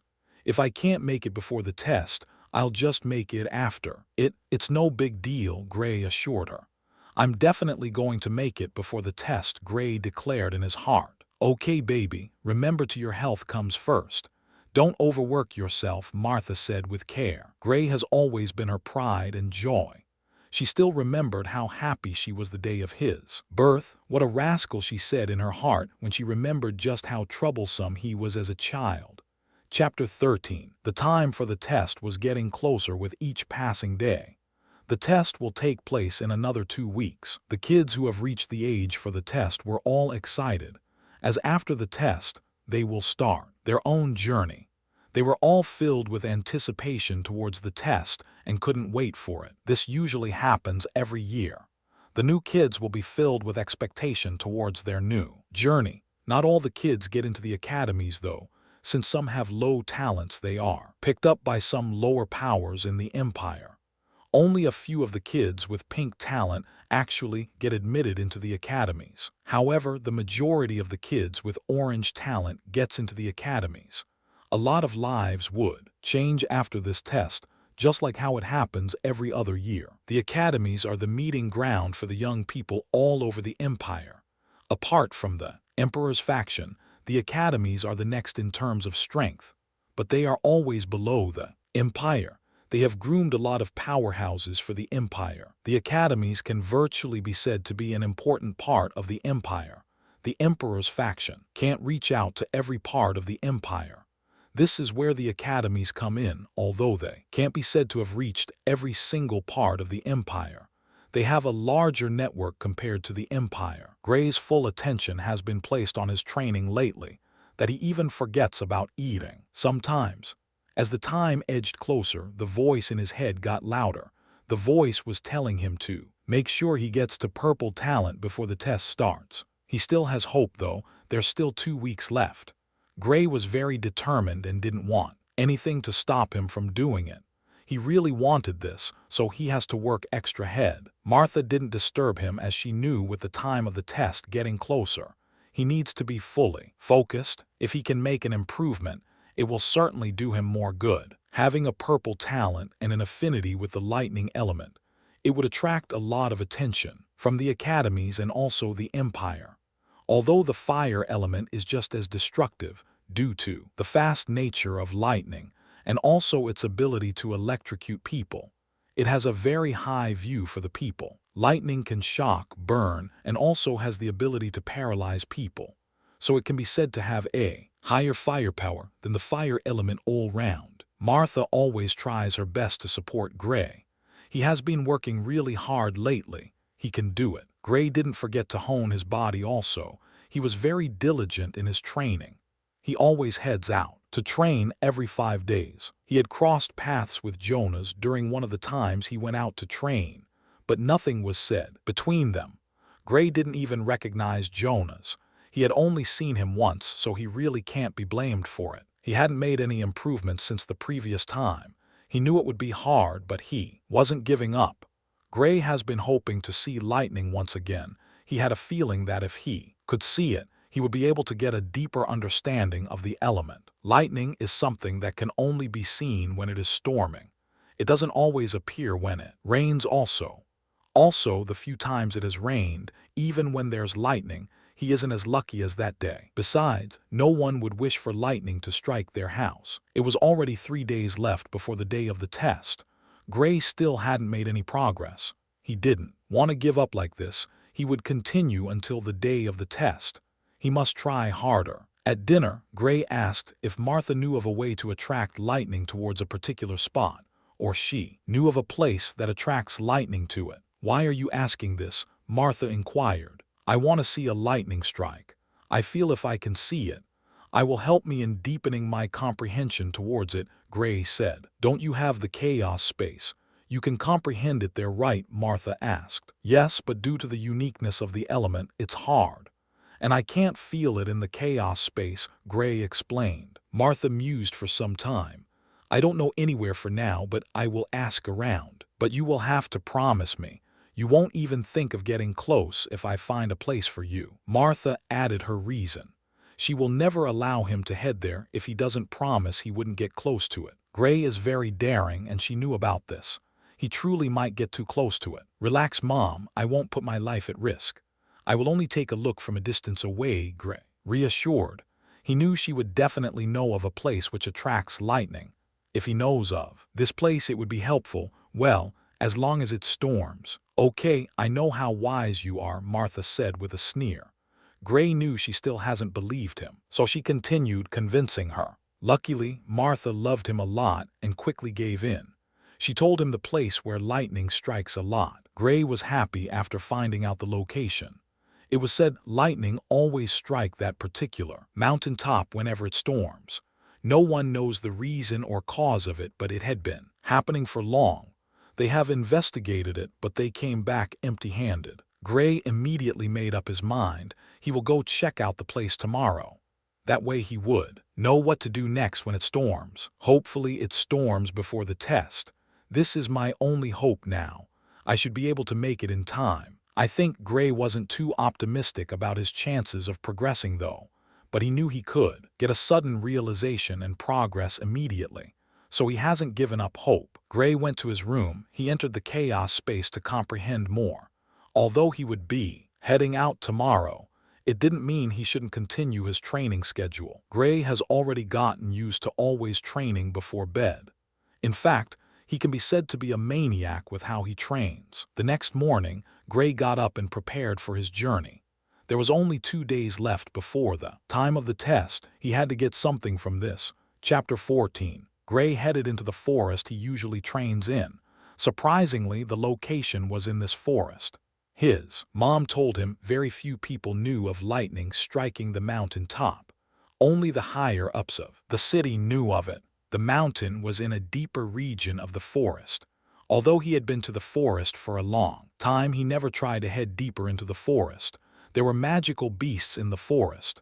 The magical beasts were also attuned with elements, and some of them are even better at using it than humans. The mountain wasn't too deep into the forest. That was why Martha was able to tell him freely. If it was too deep in, she won't be comfortable telling him about the place, as he might be in danger if he encounters a magical beast. Gray cautiously headed deeper into the forest. He had to be careful, as sometimes magical beasts do come out from deep in the forest. After 30 minutes, Gray has already gone deep into the forest. The trees were really high and looked old. They must have been here for a long time, Gray muttered while placing his hands on the old tree. Gray looked at the trees. He couldn't take his hands off it when he placed them on it. It was like he could hear the heartbeat of the tree from the earth. He traced his hands down the tree towards the earth. He felt the solidity and support of the earth. It was able to support everything, and all the trees could depend on it. The earth was regarded as the sturdiest element. Gray had a little bead of understanding with the element, and for some time his heart was breathing in the same rhythm as the earth. What a wonderful feeling! He felt strong at that moment. His eyes glowed with a dark brown color for some time before returning to normal. The earth element truly was resilient and was also the best element in terms of defense. How great would it be if I can awaken the earth element? That would make me almost perfect for now, with great attack and great defense, Gray said with a smile. He was completely aware of the brown glow that flashed through his eyes for some time. Gray really didn't think this short realization would help him awaken the earth element for him. He continued his journey into the deeper parts of the forest. This is the deepest he had gone into the forest since he started coming here. Shortly, a huge mountain appeared in front of him. The mountain was over 200 feet high, and it extended over a range of 300 miles. Gray stood at the foot of the mountain, looking towards the top of the mountain. He began climbing the mountain. The mountain was rough, so he couldn't hurry while climbing it. The top of the mountain had an empty space. It looked very smooth, probably because of after being struck by lightning for too long. Gray reached the top of the mountain after some time. He felt a stinging wind hitting him hard. He looked into the distance from the top of the mountain. The forest extended as far as his eyes could see. This really was a huge mountain. He wouldn't dare to go into the deepest part of it. He was curious about it, though. The mountain had a high concentration of the lightning element. Although Gray hadn't started cultivating yet, he can still feel how high the lightning concentration in the mountain is. Due to the high concentration of the lightning element in the mountain, Gray was able to feel some sort of closeness to it. This is really a great place. Even without any lightning descending, I can clearly feel the lightning element. This mountain could be regarded as a paradise for all lightning elementalists. The element could even be felt in the air. It was amazing. Gray felt great. If he could stay here frequently, he can increase his comprehension on the element. Gray sat in a meditative state and tried feeling the lightning element in the air. He focused intensely on the element. While Gray was in a meditative state, the lightning element in the air immediately got attracted to him. His body was like a magnet towards the element. Even the mountain had a reaction. The lightning element gathered in the mountain started moving towards Gray. Gray couldn't feel anything as he was fully immersed in meditation. Some earth element also moved towards him. Although a little, it still moved towards him. Gray stayed in a meditative state for 3 hours without making any movements. He got out of the meditative state and decided to head home. What a wondrous feeling! Gray felt greatly surprised by the feeling he got. He even felt somewhat intoxicated by it. He almost couldn't draw himself out of meditation. Gray headed home. This was a fruitful experience for him.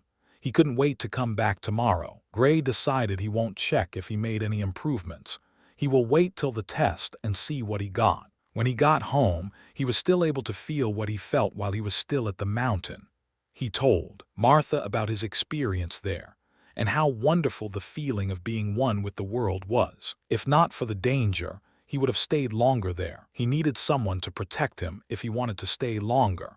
He had to always remain vigilant. When he was meditating, although he forgot himself sometimes, it was his first time, so the feeling took him by surprise. Gray went to bed early. He wanted to go quicker tomorrow, so he can comprehend for a longer time. He truly enjoyed the feeling and wanted to feel it again. Gray got up the next morning and headed towards the mountain in high enthusiasm. This was the last day before the test. He had to make good use of the day. He meditated for a long time before heading home. Soon the next day reached. The day for the test had finally reached after waiting for so long. Gray got up early like usual. This is the day it all changes. Chapter 15. The city was filled with activity since today was the day of the test. All the kids that are 12 years old were all excited. A lot of people attended the test this time. The representatives from the academies were shocked. This was the highest crowd they had ever seen in any of the previous tests. Could it be the number of children participating in this test is greater than the number we usually get for the previous tests? This was the thought going through the mind of each representative. Even the elder in charge of testing was also surprised by the number of crowd. He couldn't hold himself back and asked someone if something else was going on. "Excuse me, is something going on?" He asked someone by the side. "Do you remember the boy who didn't have an affinity with any element 4 years ago at the test?" The stranger asked. "Yes, I do," he answered. It was quite easy to remember Gray, since what happened to Gray was something rarely seen, so a lot of people present that day still remembered him clearly. "What does that have to do with what is happening?" he asked again. He couldn't see why they would be this much people, just because of something that happened 4 years ago. "Well, I heard he will be coming to take the test today. A lot of people didn't come back then and heard about what happened from others. So this time, they all wanted to see what will happen," the stranger replied. "So it's like that, huh?" He still remembered how shocked he was when he saw the result of Gray's test. He even had to tell him to retake it just to confirm if the first result was true or if he was just seeing things. Only after the same thing showed up did he confirm the result was real. After he heard this, he went over to the representatives of the academies and told them why the arena was filled up today. "Humph, I see no reason why they are all making a fuss over nothing. The result will be the same. Why would he want to humiliate himself once again?" One of the representatives spoke coldly. The other representatives thought the same as well. Someone who couldn't awaken his elemental affinity at the age of 12 years old will most likely be unable to do so for the rest of his life. This happens to very few people, and out of every 2,000 people it happens to, only one of them might be able to awaken his elemental affinity later on in his life. This was the reason they didn't have any hopes of Gray being able to awaken his element again. "You might be wrong. What if he is a late bloomer? It's not like someone has never done it before, so you shouldn't just count him out just yet," one of the representatives said calmly. "Even he knew how hard it is, but that doesn't mean this boy can't create a miracle." "Humph, we shall see then. But this boy better not waste our time," another one of the representatives said. Most of the representatives felt allowing Gray to take the test was a waste of time, but they also knew there was a small possibility that he might truly be able to awaken his element. Who doesn't want to be a witness to something that amazing? People who awaken their elements later than usual are always strong-willed. Not everyone will have the courage to come and retake the test after not being able to awaken their elements the time they were supposed to. "Look, it's Jonas," someone suddenly exclaimed with a high-pitched voice. The noisy arena quickly quietened down. They all looked at the same location simultaneously. "It truly is Jonas. Wow, look how cool he is. I hope I can also have a purple talent once I take the test also." The arena immediately got noisy once again. A lot of kids look up to Jonas. They felt since he can have a purple talent, they too can have it. Jonas was like a god in the eyes of the kids. Jonas walked calmly without any changes in his face. He looked calm and confident. He walked towards where the representatives of the academies were seated close to the platform. Even the mayor of the city wouldn't dare to walk towards the representatives so leisurely. These were people from the academies. They were people at a place the mayor can only dream of reaching. Whenever he sees them, he always has to be polite towards them. Jonas walked towards the representative from the Starlight Academy and sat close to him without saying anything. The man didn't utter a word when he saw Jonas and even smiled calmly. Although he felt he lost face when Jonas didn't even bother to acknowledge him, there was nothing he could do. Jonas' status in the academy is higher than his. Jonas can even order him around without any issues. He still remembered when Jonas called him senior respectfully when he came here. But only 4 years later, the difference in both status and attitude was huge. The other representatives looked at Jonas without saying anything. Even though he was a junior, his status was better than theirs. What do you think about what's going on? Will that boy be able to truly awaken his element? Jonas asked while looking around. It is almost impossible, but there has been times when it happened. But his chances aren't high, the man said. Currently, there wasn't any sign of his previous overbearing attitude when he spoke. He was as meek as a sheep. Jonas looked at him. Well, we will see how he fares. Hopefully he won't waste any of our times. Jonas currently spoke with dignified bearing. He had always been with people of high status when he was at the academy or other big cities. His world view has changed completely. He has learned a lot and can't be said to be the little boy he used to be. I'm not really sure he can awaken it, but there's no harm in allowing him to retake the test, the man said. Soon it was time for the kids to register their names. Gray still haven't arrived yet. The elder started the test without any delay. They couldn't put the test on hold just because of someone. If Gray can come before he is given the second list, then he can also be tested. By the time it was the 8th person, a commotion took place at the side of the arena.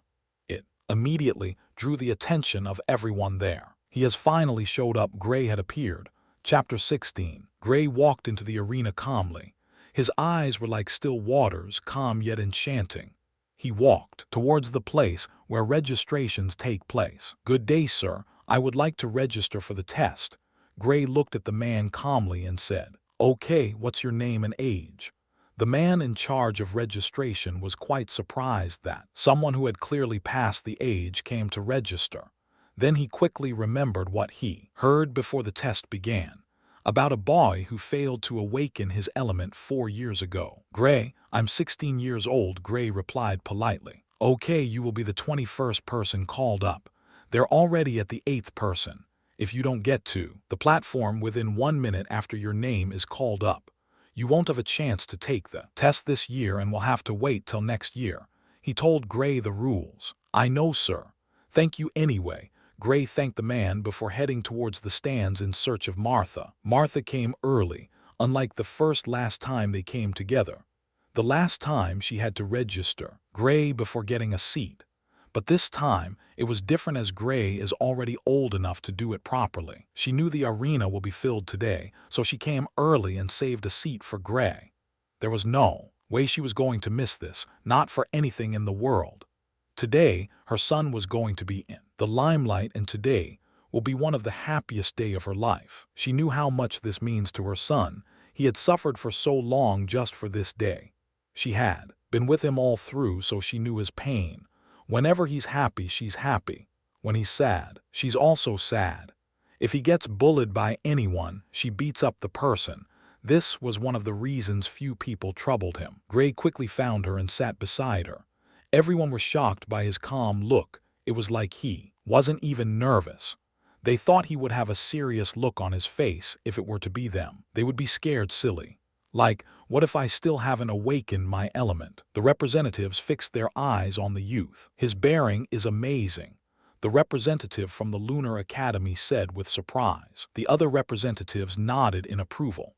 This was a big day for Gray, and the pressure on him must be intense.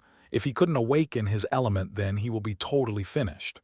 For him to still look so calm, even in the presence of this huge crowd, who he knew came just to watch him most probably fail, they couldn't help but admire his bearing. Jonas looked at Gray for some time. It was like Gray felt his stare in particular and looked at his direction. They stared at each other for a while, before moving their gazes from each other. How come I suddenly felt inferior when I met his eyes just now? That should be impossible. It's definitely a mistake. Jonas was alarmed in his heart. When Gray looked at him a moment ago, he felt something he only felt from his seniors in the academy. It was a feeling of inferiority. He rarely feels this among his age group. The only people he looks up to in his age group are those rare monsters with either a blue grade talent or are dual elementalist. He had only heard of 3 people his age who has blue talent, and only one who was a dual elementalist. Dual elementalists were even rarer than people with blue talents. They rarely appear and are stronger than people in their stages. They can easily fight across multiple stages without any issues because they were fortified by 2 elements. Gray didn't feel anything when he looked at Jonas. He knew, although Jonas was currently better than him, it wouldn't take long for him to catch up and surpass him. As long as he remains hardworking, he will rise to be the strongest. As time went on, the people got more tense. They all wanted to know what the result of Gray's test will be. Some were hoping to witness something which they didn't think was possible, while others just wanted to see how Gray failed again. Martha looked around with confidence. She knew her son was going to shock them all. She couldn't wait to see their reactions. The elder went for the usual break and got the new list before he continued the test. Gray calmly looked at the kids who were having their tests. Some of them were happy with their results while others were sad. That was life though, everyone can't be successful. But there were some kids who didn't care what grade their talents were though. Some were meant to rise while others fail, but there are also a few who doesn't care about anything though. Those are the legendary group. They just came to take the test because they had to and nothing else. The time moved slowly. It was like the time was moving at a snail's pace. Usually they would have already called up to the 20th name, but they are still stuck in the 15th name. Everyone waited patiently for the main event of the day. Gray could feel the unease in the air. It was like they all wanted him to take the test immediately. Morons, I'll scare your hearts out with my result, Gray sneered in his heart. After a long wait, the audience finally heard the name they were waiting for. Next up, Gray. The elder called the next name on the list. Even he had some expectations for what would happen with this particular test. Will he be able to change his destiny? Or will he fall deeper into the darkness? The elder thought in his heart. Gray calmly stood up and gently walked towards the platform. He slowly got there under the watchful gazes of everyone. This kid, he's doing this on purpose, Martha complained when she saw how slowly Gray was walking. She knew he was doing it on purpose to create more tension in the hearts of everyone. Humph, how shameless. I'll teach him a lesson when we get home. Gray was having a good time with the gazes of everyone focused on him, unaware of his mother's plan. If he knew, he would surely scream in his heart, "What did I do, Mom? I was only trying to act mysterious." When he got to the platform, everyone's gazes were still tightly glued to him. He nodded in his mind for how cool he was. "Place your hand on the stone." The elder spoke to him calmly. Gray looked at the man, smiled before walking towards the stone confidently. When he placed his hand on the stone, everyone held their breaths and waited for the result. Chapter 17. The entire arena was quiet. They all had their eyes fixed on the figure whose hand was on the stone. They wanted to know the result badly. Time slowly moved as the seconds crept at a sluggish pace. Their hearts were racing in anticipation. What would be the result? This was the question in their minds. Jonas and the representatives also had the same thoughts. They were closer to the platform, so they saw how calm Gray looked. "He really is different from the rest," one of the representatives said. They all looked at the lazy-looking Gray, whose hand was on the stone. Gray had a lazy look when his hand was on the stone. He didn't have the disposition of someone who had failed to awaken his element previously. It was like it was his first time doing the test, and he didn't even care about the result. After some time, the strange energy left his body and returned into the stone. The elder walked over to confirm the results.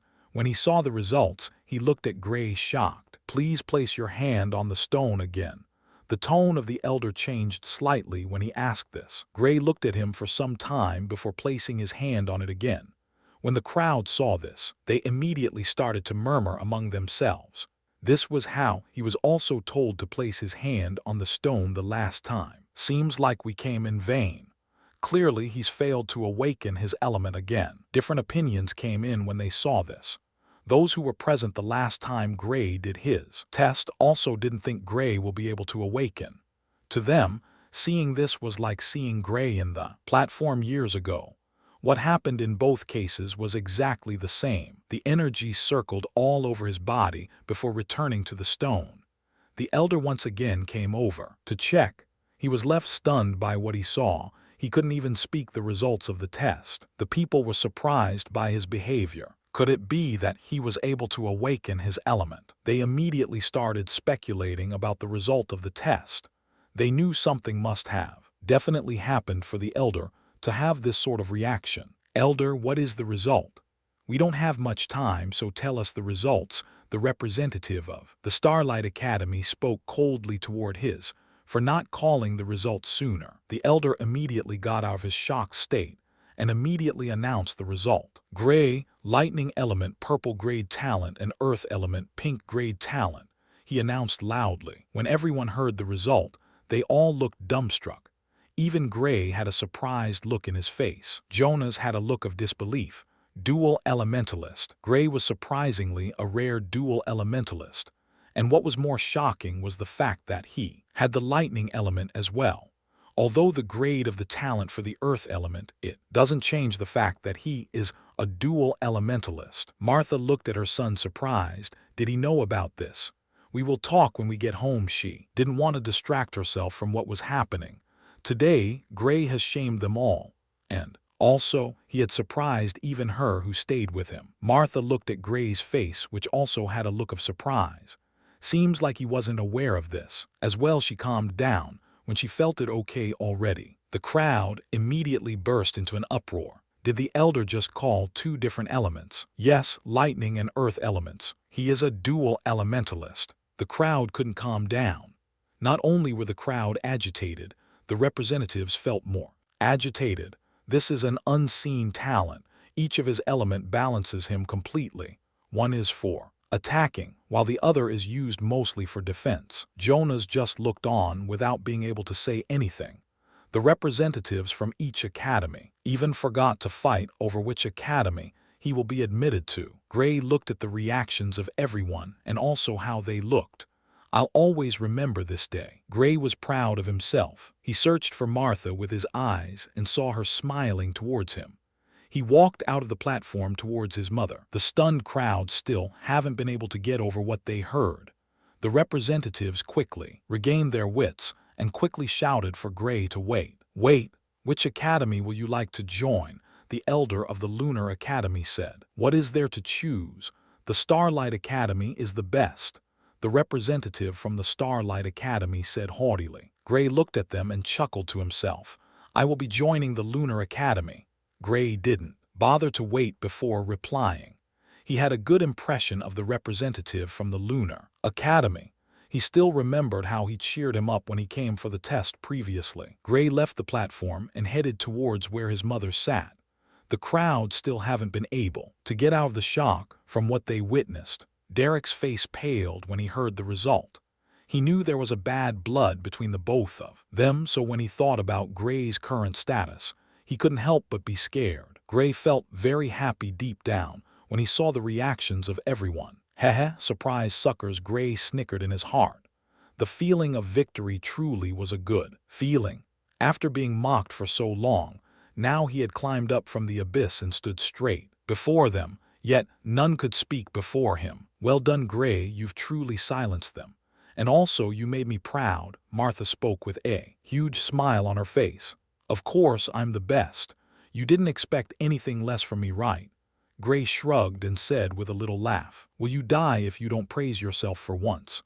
Martha asked with a look that scared the shit out of Gray. Gray immediately dropped his head, clearly not having any plans of replying. Martha looked at him and shook her head. She could tell no matter what happened, Gray will always be Gray. Chapter 18. The entire arena stayed quiet for a long time. The representatives forgot to even remind the elder to continue the test. The representative from the Starlight Academy was obviously stunned, not expecting Gray to pick the Lunar Academy instead. He already had the thought of sucking up to Gray while they were still here. He clearly remembered how he acted towards Jonas. He felt he didn't do enough. That was why Jonas didn't bother with him all this while. He planned to make it up with Gray. If he could have a good relationship with someone like Gray, it would make life easier for him. The best elders were sent to better and bigger cities, but he was sent here, this little place called Red City. But what he can't deny was the fact that he had witnessed things the other elders haven't. To be able to first witness Gray failing to awaken his element, to seeing him awakening dual elements. It was an unforgettable experience. The elder from the Lunar Academy was struck with joy when he heard Gray's reply and burst into laughter. The other representatives looked at him with envy. They knew he would surely be rewarded by the Academy for bringing such a talent back. Even if this would be the only achievement he had in the sect, it was something worth being proud about. What annoyed the representatives from the other academies was the fact that Gray didn't even think and just chose them outright. He should have at least gave them all a chance before deciding which he wanted to join. Although most of the talents head to the Starlight Academy, at least there had been some who picked them. Jonas looked at everything going on with a complicated look. He remembered how much of a stir he caused when he took his test, but comparing it to Gray's, it wasn't worth talking about. When he chose to join the Starlight Academy, the other representatives only felt sad about losing such a talent. But the reactions they are currently showing towards losing Gray was clearly more than just being sad. He looked at Gray's smiling face and suddenly felt irritated. Humph, what is there to be proud about? I'm already ahead of you in planes. There is no way for you to catch up even if you're a dual elementalist. Jonas has always liked being the center of attention. He enjoyed the looks everyone gave him. But with the emergence of Gray, everything changed. All the kids who used to look at him with worshipping eyes were now staring at Gray like he was more than a god. Humph, why are you holding up the test? We don't have all day, Jonas immediately snorted and coldly said towards the elder in charge of the test. The elder immediately regained his calm and quickly called out the next name on the list. The kid, whose name was called, stood still. It was like he totally forgot his name. The crowd still hadn't gotten over what happened, so he couldn't be blamed. The elder shouted the name for the second time before the kid hurried over for his test. The entire arena didn't have any enthusiasm towards the rest of the test. They knew they had already seen the highlight of the test. The test ended with the crowd still stunned. The boy who failed to awaken his element 4 years ago was actually a dual elementalist. It was shocking. No one expected something like this to happen. Everyone who had previously mocked him started feeling scared. They felt like they were standing on fire. What if he wants to get revenge on me? This was what they were all thinking. Some even went over to Gray's house to congratulate him. When Martha saw them, she frowned immediately. She didn't like any of them because they insulted Gray when he hadn't awoken his element. If not for the fact that they were all scared of her, they might have done more than just insulting him. Gray didn't even bother with any of them. Currently, the representative from the Lunar Academy came over to talk to him. It's surprising you were able to awaken your element after not being able to awaken it while you were 12 years old. This truly is a rare sight, the representative said with a sigh. It was all thanks to Senior's word that I was able to hang on and not lose faith, Gray said calmly. When he saw him, he suddenly remembered what he said. Truth be told, he didn't even remember how he got out of the arena, talk less of what he was told. But he had to put up a good demeanor in front of the representative. Like I remembered what you said, Gray thought. That truly was the worst day of his life. I only said it to encourage you. Truth be told, I have never seen anyone who was able to awaken his element after failing once. I've only read about it in books, the representative said with a smile. Oh, by the way, my name's Chris. You can call me elder brother Chris. Chris told Gray his name. I think I'll stick with senior, Gray said with a smile. Although Gray was troublesome, he was respectful. His mother taught him this, so no matter if he will one day grow stronger than them or stand at his peak, his elders will always remain his elders. But there have been a few times he was disrespectful towards some older people. Not everyone deserves the respect an elder should be given. Martha almost got to the point where she wanted to chase all their visitors away. Luckily, they left on their own. If Gray were to be present, he would have clearly seen the fear in the eyes of the leaving visitors. When Gray saw her coming inside, "Mom, are they all gone?" he asked. "Yes, they said they had things to do. Hence they left early," Martha replied. Gray looked at her for some time. He clearly didn't believe it. She must have scared them away, Gray thought. Martha suddenly looked at Gray sharply. Gray felt a chill run down his spine from the look. It was like Martha knew what he was thinking. Why is she giving me that look? Did she know what I was thinking? No, impossible. Gray felt genuinely scared. Chapter 19. Chris looked at the mother and son duo, clearly surprised by the sudden silence after Martha replied to Gray's question. "Gray, how come you didn't even get tea for our guest?" Martha decided to break the silence. Due to receiving guests, she was unable to personally receive Chris. When she saw Gray didn't even prepare tea for him, she immediately chided him. "It's okay, I didn't plan on staying long. I only came over to confirm with Gray when he will be able to leave for the academy with me," Chris said with a smile. Martha looked at Gray when she heard this, clearly indicating the decision was up to him. When Gray saw her look, he knew what she meant. When he wanted to reply, he immediately froze. He was excited about starting cultivation, so he wanted to say they could leave the next day. But when he thought of it, he felt lucky. That was a close call. She would have definitely flipped out if I said I wanted to leave tomorrow, Gray thought while heaving a sigh. Although he said this in his heart, he knew he couldn't leave her so soon. He wanted to spend time with her. When he still hadn't awoken his element, he was totally occupied with training. Now he would be leaving soon. It will be wrong of him if he didn't spend some time with his lovely mother. "I think I'll have to stay a week before leaving," Gray said. When Martha heard this, she felt happy inside. She knew how eager Gray was about cultivating, but he decided to stay a week just for her sake. "Okay, I'll come back a week from now. I'll be in the city until then." Chris nodded and prepared to leave. "Okay." Gray walked Chris to the door. "Take care of yourself. Goodbye for now," Chris advised before heading out. "I will. Goodbye." Gray waved at him before heading back into the house. When he stepped in, he looked at Martha, who was standing and looking at him lovingly. "Why did decide to wait a week before leaving?" Martha asked. Although she knew the reason, she still wanted to hear what Gray would say. "What's the difference if I start cultivating now or in a week's time? I only took a week off so I can rest after so many days of constant training," Gray said. When Martha heard his reply, her smiling face immediately changed. On seeing the change in her facial expression, Gray burst into laughter. "I'm only joking, Mom. I wanted to spend time with the best mother in the world before leaving. If I had left immediately, wouldn't that make me a bad child?"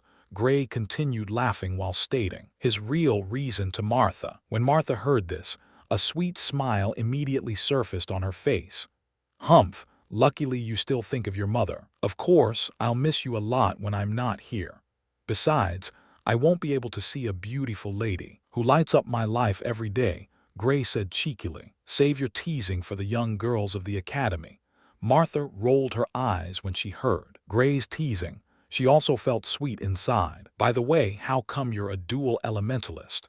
You didn't tell me you comprehended a new element." Martha asked the question she had wanted to know when she heard the result. "Even I didn't know about it until today.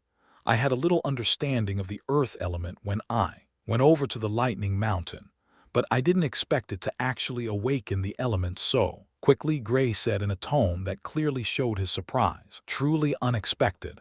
Well, it's a good thing for you. Only I don't think it will be easy for you to comprehend new elements. You were fortunate this time. Let's hope your luck continues, Martha said seriously. Yeah, now I'll have to focus on cultivating and comprehending the elements.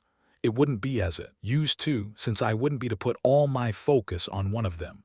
Gray shared his thoughts with Martha. Gray spoke with Martha for the rest of the day, before deciding it was time to get some rest. Mom, I miss Dad, Gray suddenly said when he was about to leave. It had already been so long yet. His father still haven't returned. Yes, I miss him too, Martha said with a faint voice. When will he return? Gray asked. Gray had been asking this question for a long time now. I don't know, dear, but he promised me he'll return safely. He also told me he might stay for a long time before returning. I initially begged him not to go, but he said it was very important and had to leave, and besides he's never lied to me. So I know he'll come back to me, Martha said firmly. She knew just how many times she had used this statement to not lose hope. After being gone for so long, she had never once lost hope. Her husband will never lie to her. He will definitely return. Yeah, he will definitely return. It's just, I wish he were here to celebrate with us, Gray said with a smile. He knew bringing up this topic will ruin their celebratory mood, but he just had to bring it up. Martha looked at Gray with a smile. She really does love him a lot. She decided to let him off for his performance during the time he was called up. She suddenly felt lonely when she thought about Gray's upcoming departure. Her husband still haven't returned. Now her son would be leaving soon also. She looked out the window with tears flowing down her cheek like rain. She's always been strong because of Gray. But when she's alone, she clearly feels the pain of her husband not being here. Doing so much has not been easy for her, but she had to stay strong not just for herself but also for her son. Wish you were here, Chapter 20. Gray spent time with Martha, but he had already gotten used to always training. So after 3 days he had to go train. Martha shook her head when she saw this. She knew he wouldn't be comfortable staying this long without doing anything.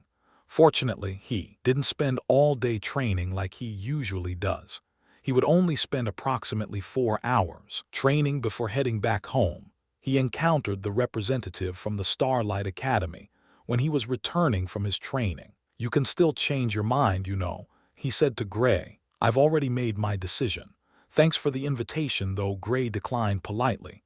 Gray wanted to continue his journey, but was blocked again by the representative. The Lunar Academy isn't even in the top 3 in terms of strength. We've dominated the Empire for years now, he said proudly. Gray knew what he said was right, but he didn't care about it. He liked how Senior Chris presented himself. This, in turn, made him have a good impression of the Lunar Academy. Gray had never been the haughty type, and he had learned a lot during these 4 years. He was not able to awaken his element. He knew more about human nature also. You will regret this decision of yours, the representative said coldly before leaving. Gray looked at him with cold eyes. He didn't like him. Good thing he wouldn't see him once he joins the Lunar Academy. Gray went home and continued his normal routine. He spent most of his time with Martha, then went over to the forest to train. He also visited the Lightning Mountain once more. He savored the feeling he got from it. This is a nice place. Hopefully, I can find a place like this in the academy. Gray loved the feeling he got whenever he came here to meditate. Elementalists cultivate by meditating. They try to attract the elemental particles of their said elements into their bodies. It would then be refined by the elementalist.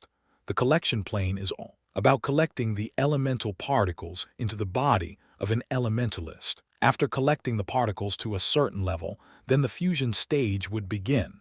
Gray heard Jonas had already broken through to the arcane plane. This was the same plane the mayor of Red City was currently in. Gray couldn't wait to start his cultivation journey. Just the thought of it got him excited. Gray prepared himself for his journey, and soon it was only a day before he left.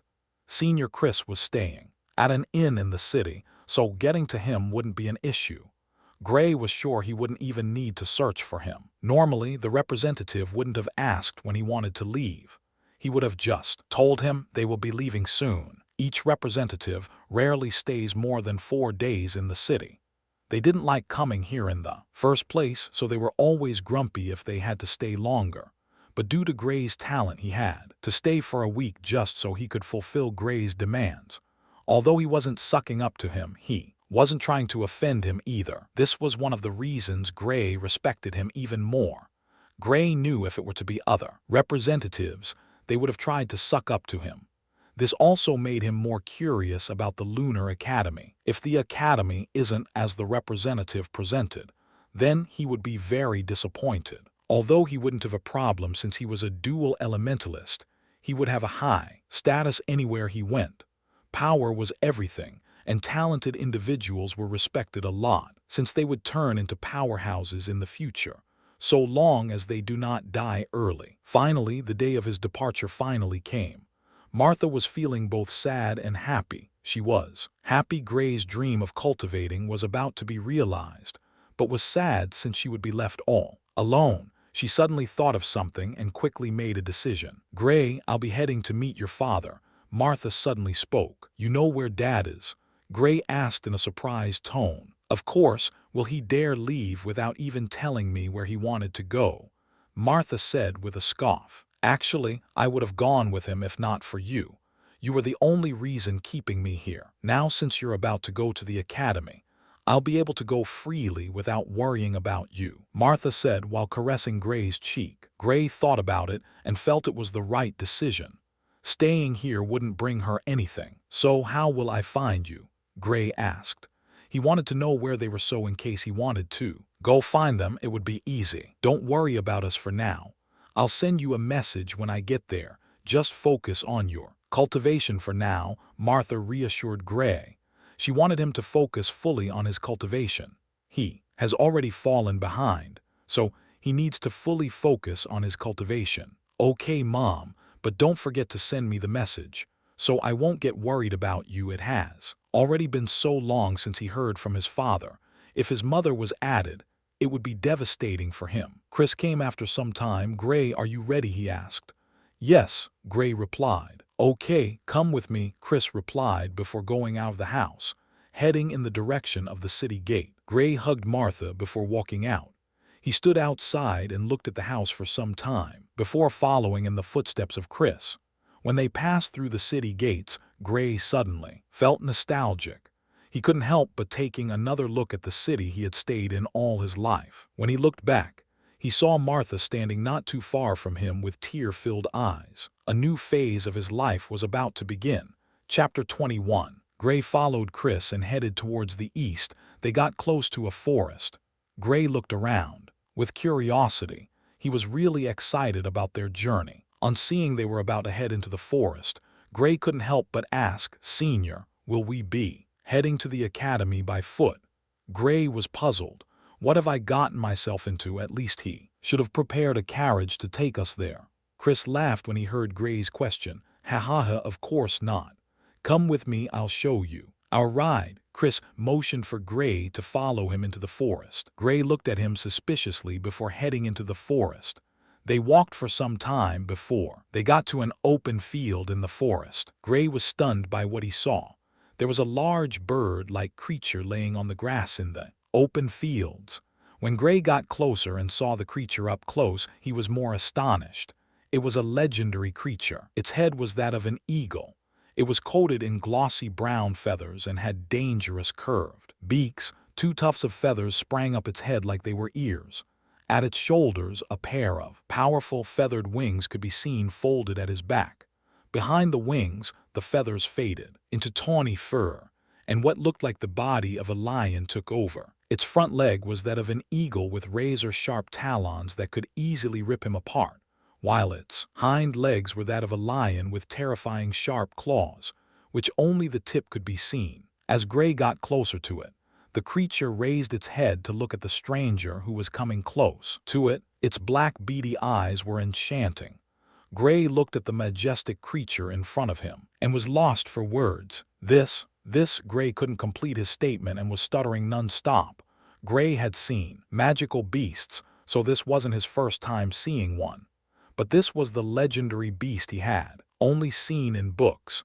It never crossed his mind he will be able to see one at the start of his cultivation journey. "This is Brown, she will be our ride back home," Chris introduced the creature with a smile. He had expected this reaction, so he wasn't surprised. Every time he went out to carry new students, this was always the best part for him. Whenever he sees the shocked reactions in the faces of the new students, it always makes him laugh. "It's a griffin," Gray exclaimed. Gray's eyes never once left the creature since seeing it for the first time. This was one of the rulers of the sky in terms of aerial speed, and it had terrifying strength. How can Gray not be shocked? He started wondering the identity of this senior who came to this small city. There was no way he will get to ride a griffin here if he were ordinary. Griffins weren't legendary. For nothing, first of all. Getting the chance to see one was incredibly hard as they were rare beasts. Taming one was even harder. Griffins are proud beasts and would rarely allow themselves to be tamed by humans. Even when caught, it would fight back with all it has. Clearly, the relationship between Brown and Senior Chris isn't ordinary, since he could leave her here without worrying she would escape for so long. Chris walked towards Brown and gently caressed her feathers. Gray just stood at a spot looking at the majestic beast without moving. This truly was unexpected. Now he was also eager to go to the academy. How would the academy look like? He couldn't wait. "Are you going to stand there all day? Come on, let's get going." Chris laughed again on seeing how Gray was still standing stunned. "Is she really going to be the one to take us there?" Gray asked again to be extra sure. Although he knew it was a stupid question, he just had to ask it. "If not her, then who? Do you have any other means of going?" Chris retorted grumpily. "I think." His brain is already fried from shock, Chris thought inside. Gray dropped his head embarrassedly. "Can't you just reply normally? You have seen the creature for a long time. This is my first time seeing it. Let me admire it in peace," Gray thought grumpily. Gray suddenly felt he made the right choice in choosing the Lunar Academy. Just seeing a legendary beast before he even went to the academy suddenly felt worth it. He could brag with this for a long time. He almost wanted to run back to Martha and tell her he just saw a griffin. When Brown stood up, Gray was once again stunned by its immense size. It stood over 5 meters tall, with a length of over 3 meters. It truly was a majestic beast. Gray walked closer to Brown with extreme caution. He was scared of irritating the beasts, else it might just rip him to shred with those terrifying talons it possessed. As Gray stood closer to it, he felt how small he was. Chris just stood at the side looking on. He has always enjoyed this. This was the reason he always came to little cities for the test. This was the 4th time he was coming to Red City for the test. Surprisingly, he witnessed Gray took the test twice. Unlike the other representatives, he can head over to other cities. Maybe it was fate that made him witness the miracle which Gray was. He couldn't describe the feeling, but he knew Gray wouldn't be someone ordinary in his life. He had heard of how Gray suddenly started training in the forest after failing to awaken his element. Not only that, but he also heard how Gray was able to defeat Derek, who was already at the 8th stage of the collection plane easily. This wasn't something someone ordinary can achieve. He was looking forward to Gray's future accomplishments. "Come on, let's get going. We have a long journey ahead of us," Chris said after allowing Gray fill his eyes with the image of Brown some more. Brown squatted down so they could climb onto her. Gray climbed up easily and looked ahead with great enthusiasm. They were about to head for the academy. After they climbed up and steadied themselves, Chris patted Brown on her back, indicating it was time to leave. Brown took off into the air. Chapter 22. 2 days later, Gray and Chris were in a restaurant having a meal. Usually, cultivators could go days without eating, but most of them still enjoy the taste of delicious foods, so they eat whenever they can. And some foods are also helpful to cultivators. Gray hasn't started cultivating yet, so he still had to depend on the nourishment of food. Although he could go without eating for a day, he would rather not. Gray was a foodie. He loved food a lot, so him not eating is like a punishment to him. "Senior, how come I am the only one who joined the Lunar Academy from Red City?" Gray asked. After taking a big bite of the meat in front of him, he noticed there wasn't any other kid going with him to the academy, and it was quite strange, since other academies' representatives get at least 2 kids when they're heading back. "Well, we have a low admission rate," Chris said without even raising his head. Clearly he was also Just like Gray, a foodie, Gray could see how much Chris was enjoying his meal, so he decided to ask after their meal. They had been making stops in different cities during their journey.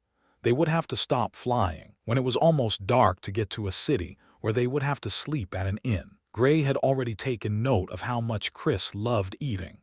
They hadn't spoken much during the journey.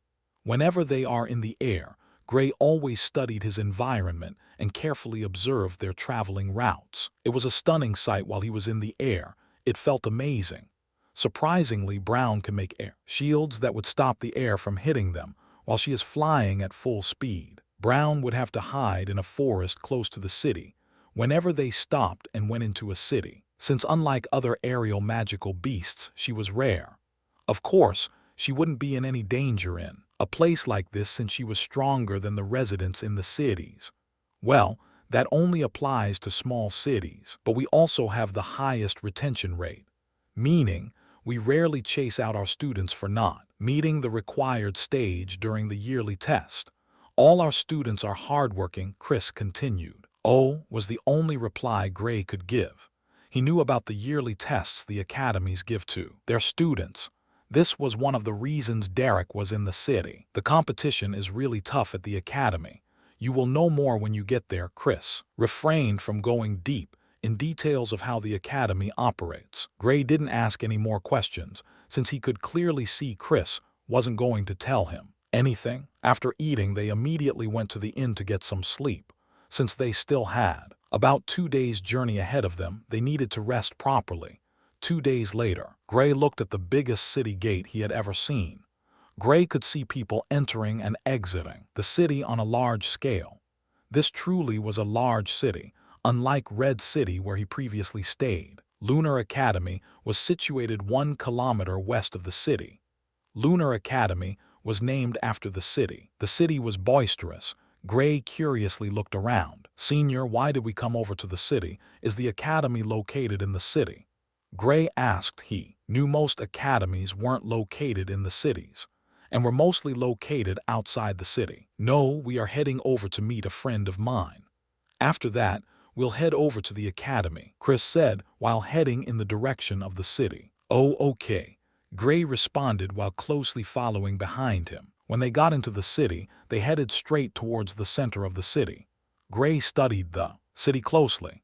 It was a very busy place and people could be seen walking everywhere. They stopped at the front of a huge manor. Although Gray wasn't a resident of this city, he could tell this was definitely the biggest manor in the city. There were guards at the gate of the manor, but they didn't stop them from going in. Gray calmly walked behind Chris. He couldn't help but click his tongue when he went inside the manor. They walked in and Chris told him to wait for him at the garden close by. Gray sat there, taking in the fresh aroma of the garden. What a nice place. The tranquility of the garden calmed Gray's tired mind. He had been restless throughout their journey, but being here was able to calm his heart.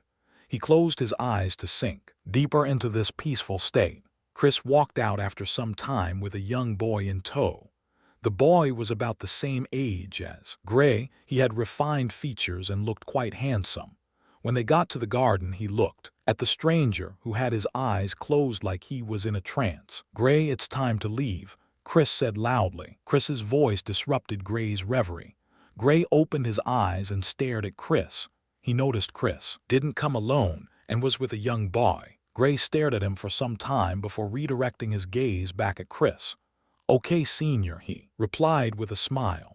Staying in the garden for this short time had really helped calm the state of his mind. "Oh, Gray, this is Klaus." Chris introduced the newcomer to Gray. "It's nice meeting you. I'm Gray," Gray said while stretching out his right hand. "I'm Klaus. It's nice meeting you too." Klaus shook his hand with a smile. Gray evaluated Klaus, and Klaus was also doing the same.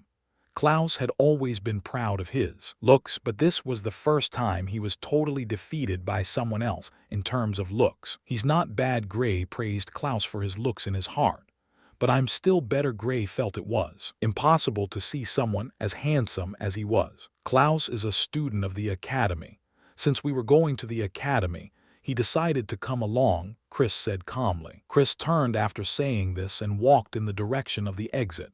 Chapter 23. The trio left the city and headed west. Gray already knew they were heading towards the academy, so he just stayed quiet without speaking much. "So where are you from?" Klaus broke the silence. Since they would be walking all the way to the academy, he might as well have a conversation with Gray. If only Chris had allowed them to take a carriage, it would have been better, but he refused when Klaus brought it up. "I'm from Red City, it's a long way from here," Gray replied. "Oh, I've never heard of it." Klaus thought for a while before responding. "It's not a big place, so it's normal you don't know about it." Gray flashed a smile on his face. "How come you came together with Senior Chris?" "I thought he went out to get new students," Klaus asked with a puzzled expression. He had never seen Chris come back with a kid older than the age of 12 whenever he heads out for the test. Sometimes he doesn't even return with anyone. Chris went out for the usual annual test for new kids who just awoken their elements. But seeing him returning with someone who was fully over the age was surprising. "Well, I just awakened my element." Gray figured there was no use in lying to Klaus since they would attend the same academy and would get to see each other. "What?" Klaus was startled when he heard this. This was something he didn't expect. "Did you wait until now before you had the test?" Klaus asked. This was the only reason he could think of when he heard what Gray said. But it was unexpected that someone would delay until they were over 12 years old before taking the test. This would put you at a big disadvantage with your peers, since they would have already cultivated to a higher level before you can even start cultivating. "No, I had the test once when I was still 12 years old. But I failed to awaken my element at that time, so after waiting for 4 years, I took the test again," Gray explained. "Wait, you failed to awaken your element?" Klaus was dumbstruck when he heard this statement. This was totally outrageous. Not being able to awaken an element at the age of 12 was usually very rare, but being able to awaken your element after failing to do so while you were 12 years old was even rarer, since there weren't many people who didn't awaken their element when they were 12 years old, so the amount who could later awaken their element were few in numbers. In fact, in the Killen Empire, there haven't been any such case happening in recent times. "Yes, Senior was also present on the day I failed the test. He was the only one who spoke encouraging words to me that day." Gray recounted what he could. Although he remembered little, he still recalled what Chris said to him. "So what element did you awaken after the test?" Klaus asked curiously. "Lightning and earth element," Gray replied, hiding nothing from him. "You're a dual elementalist," Klaus exclaimed. Chris looked back when heard Klaus shout. Klaus immediately closed his mouth, fearing to anger Chris. "Yes, I am," Gray answered. Klaus felt fascinated by Gray's story. This was something truly shocking. At first he couldn't awaken an element, then later on he awakened not only one but 2 elements. And one of them was the rare lightning element, and they generally regarded the other as the element with the best defense. With lightning's terrifying attack, coupled with Earth's resilient defense, he could say Gray was a perfect fighter, wielding both attack and defense respectively. "How about you? What element did you awaken during your test?" Gray inquired. "Well, I'm a water elementalist," Klaus declared with a calm voice. He had already been at the academy for some time now. Okay, Gray thought of his mother when he heard Klaus was a water elementalist. He knew she was terrifying. Luckily, she only freezes his legs and doesn't do more whenever he messes up. Gray and Klaus continued talking as they walked closer to the academy. Gray got to find out there were 5 halls in the academy, with each hall representing an element. There was the water hall, the fire hall, the earth hall, the wind hall, and the lightning hall. There were also special classes, which took place at the academy. Each hall was further divided into 3 classes for 3 cultivation planes, respectively. Collection plane students are in the first class in their subsequent elemental hall. The fusion plane students are in the second class, while the third class were for the arcane students. Klaus was already in the third class, which was for the arcane plane students. Gray was astonished by how fast they cultivate. He also found out Klaus was a purple-graded talent just like him. For now, how long would it take him to get to the arcane plane? Well, he couldn't wait. Apart from the time Chris looked at Klaus. He didn't interrupt their conversation, not even once during their entire journey. They reached the academy before long, and Gray stood awed by it. Well, if he says the gate of Lunar City was the largest he had seen, then the gate of Lunar Academy was the grandest. The gate, erected at over 9 meters high, with a width reaching over 6 meters. The designs on the gates seemed lifelike, and when Gray looked closely, he could see the image of a phoenix at the center of the gate. They headed into the academy grounds. The academy was clearly bigger than Red City. The moment they entered the academy, Chris immediately ditched Gray and only instructed Klaus on what to do before disappearing. Gray glanced at the unreliable Chris without much reactions. Since he already had a good relationship with Klaus, he didn't have any problems with Klaus showing him around. So where are we headed first? Gray asked with some enthusiasm. We're going to get you registered first of all. Then after that, I'll introduce the academy to you. Klaus told Gray his plan. Gray agreed with it. Since he was here, he should register as a student of the academy. Klaus and Gray discussed as they headed in the direction of the registration building. Chapter 24. Klaus took Gray to the registration building. When they got there, they noticed about 8 kids were waiting to get their registration done. Klaus told Gray to join the queue since he was here to get his registration done. The kids all looked at Gray with peculiar eyes. Even the instructors who brought them over did the same when they saw Klaus. They knew Gray being here had something to do with Chris, so they just let him be. Although they were curious about him, they didn't bother with him. When Gray went in to get his registration done, the instructors went over to Klaus to find out who Gray was. Hey Klaus, who's the fella you brought over? I haven't seen him in the academy before. Did he come with Senior Chris? He's a little too old to register with the new batch, isn't he? They asked Klaus so many questions that his head immediately started arching. Klaus just looked at them and was speechless. These were instructors of the academy, yet they all act like 12-year-olds. This was what made the academy more interesting. The instructors are very welcome with the students, although they do have moments when they're strict. They are friendly most of the time. Klaus is still amazed by how almost every single instructor in the academy had odd personalities. Like, how do the academy even find these bunch of weirdos? But he couldn't deny the fact that they were all superb in their fields and were outstanding teachers. He's Gray. He just took the test this year. This was why he just joined the academy, Klaus replied in a helpless manner. Is he a moron who would wait till they were above 15 years old before they take the test? I must say he's quite handsome. Yeah, I don't think I have seen anyone this handsome before. He definitely is a gem. I thought you were the most handsome in the academy, Klaus. But this friend of yours is definitely better looking than you. While they were talking, one of the female instructors brought up how handsome Gray looked. If Gray had been present and heard those comments, he would have been like, you bet I am. He actually took the test while he was 12 years old but failed to awaken his element. He only awakened his element this year. Klaus told them the reason Gray was just taking the test. And he's a dual elementalist, Klaus added. It amazed the instructors when they heard Gray's story. From not being able to awaken his element to turning into a dual elementalist, it was truly something else. They've not seen anyone who was unable to awaken his talent before, so they were quite shocked. These cases were rare in the Empire. While they were still discussing how handsome Gray looked, Gray stepped out of the registration office.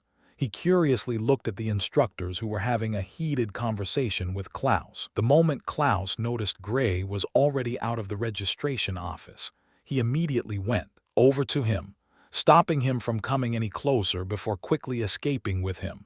He definitely didn't want Gray to see how weird the instructors of the academy were on his first day. Gray was surprised because of Klaus' reaction but said nothing. While they were walking, Klaus thought of something and asked, by the way, where is your living quarter located? They assigned each student a quarter for staying. Their living quarters occupied the western and southern parts of the academy. The instructors and other academy workers' quarters were located in the northern part of the academy. The eastern part housed the halls used for classes, the library, the registration office, and the mission hall. They assigned me a living quarter at the western part, Gray said as he fished out the card they gave him at the registration room. He glanced at it and saw the number 413 on it. Klaus looked over at the card. "Oh, you're assigned to quarter 413. You know where it is?" Gray asked when said this. "Yes, my living quarter is also situated in the western part. So, we will see each other more easily," Klaus said with a smile. "Okay," Gray replied. Since they were in the eastern part of the academy, Klaus showed Gray the halls used for classes. Each hall's building was enormous, with only the lightning hall being smaller than the rest. Gray found out there were over 800 students in the academy, but the number didn't exceed 900. This surprised him. Academies usually have more than 5,000 students. How come the Lunar Academy had such small number of students? Do you know why the recruitment rate of the academy is low? It's baffling that an academy this big only has 800 plus students.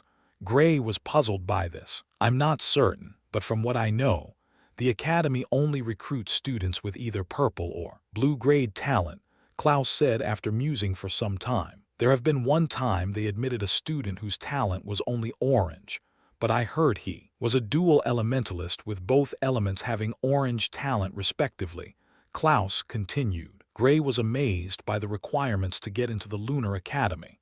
"The other academies don't have this requirement also, right?" Gray asked. "No, they recruit students with orange talent. Some even recruit students with pink talent. But the top 5 academies don't accept pink grade talent in their academies. Each academy has their requirements though. Although we have the lowest numbers of students, we have the second highest numbers of blue talent in the entire empire. We're second only to the Emperor's organization," Klaus stated proudly. They walked towards the eastern part of the academy, towards the living quarters of the students. Gray quietly memorized all the information Klaus was telling him.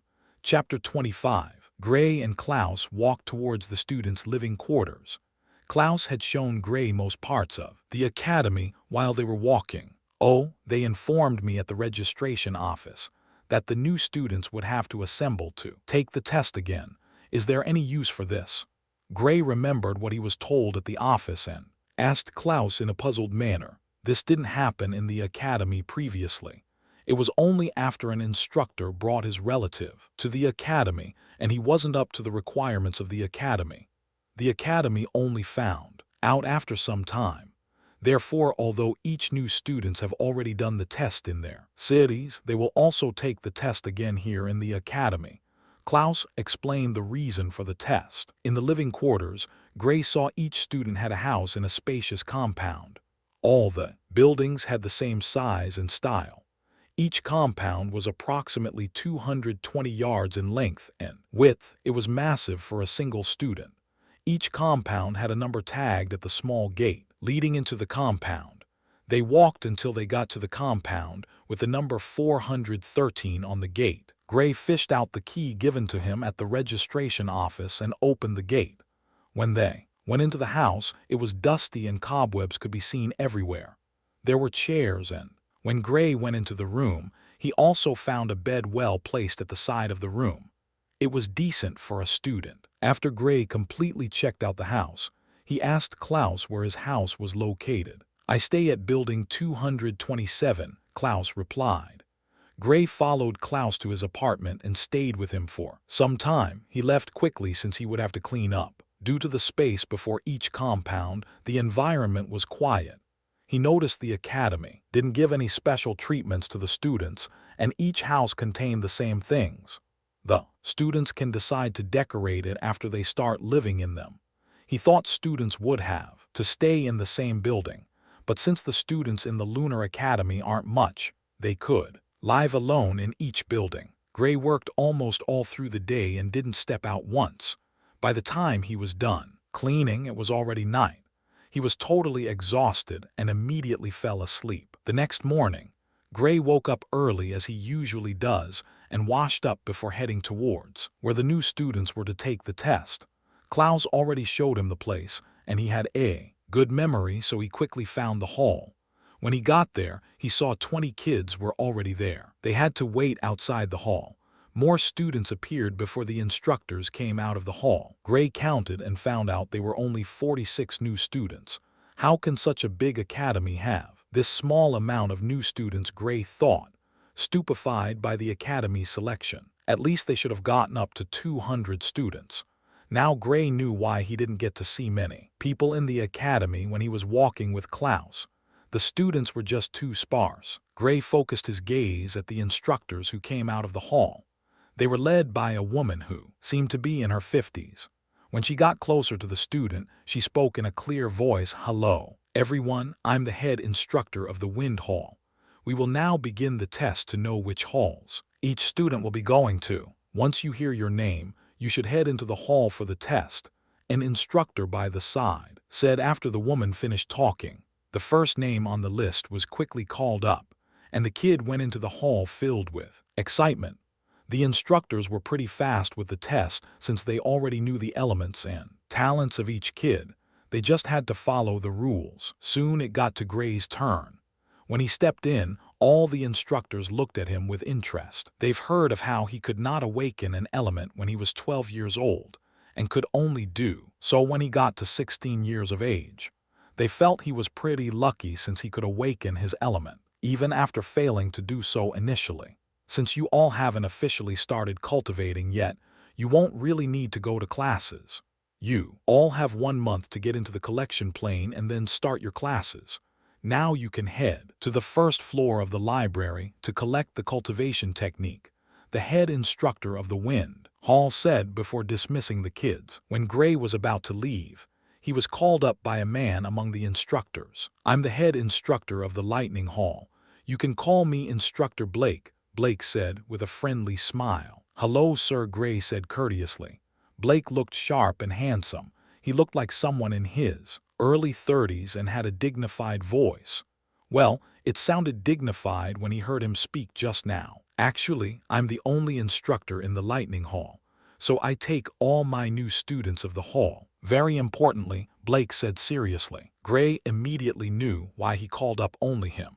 "Seems like I'm the only one who has an affinity with the lightning element among all the new students," Gray thought. From this, one could see just how rare the lightning element is. "Come with me, you don't need to go over to the library to take a technique. Besides, they are all low-leveled ones," Blake said with a smile. "Blake, what are you doing?"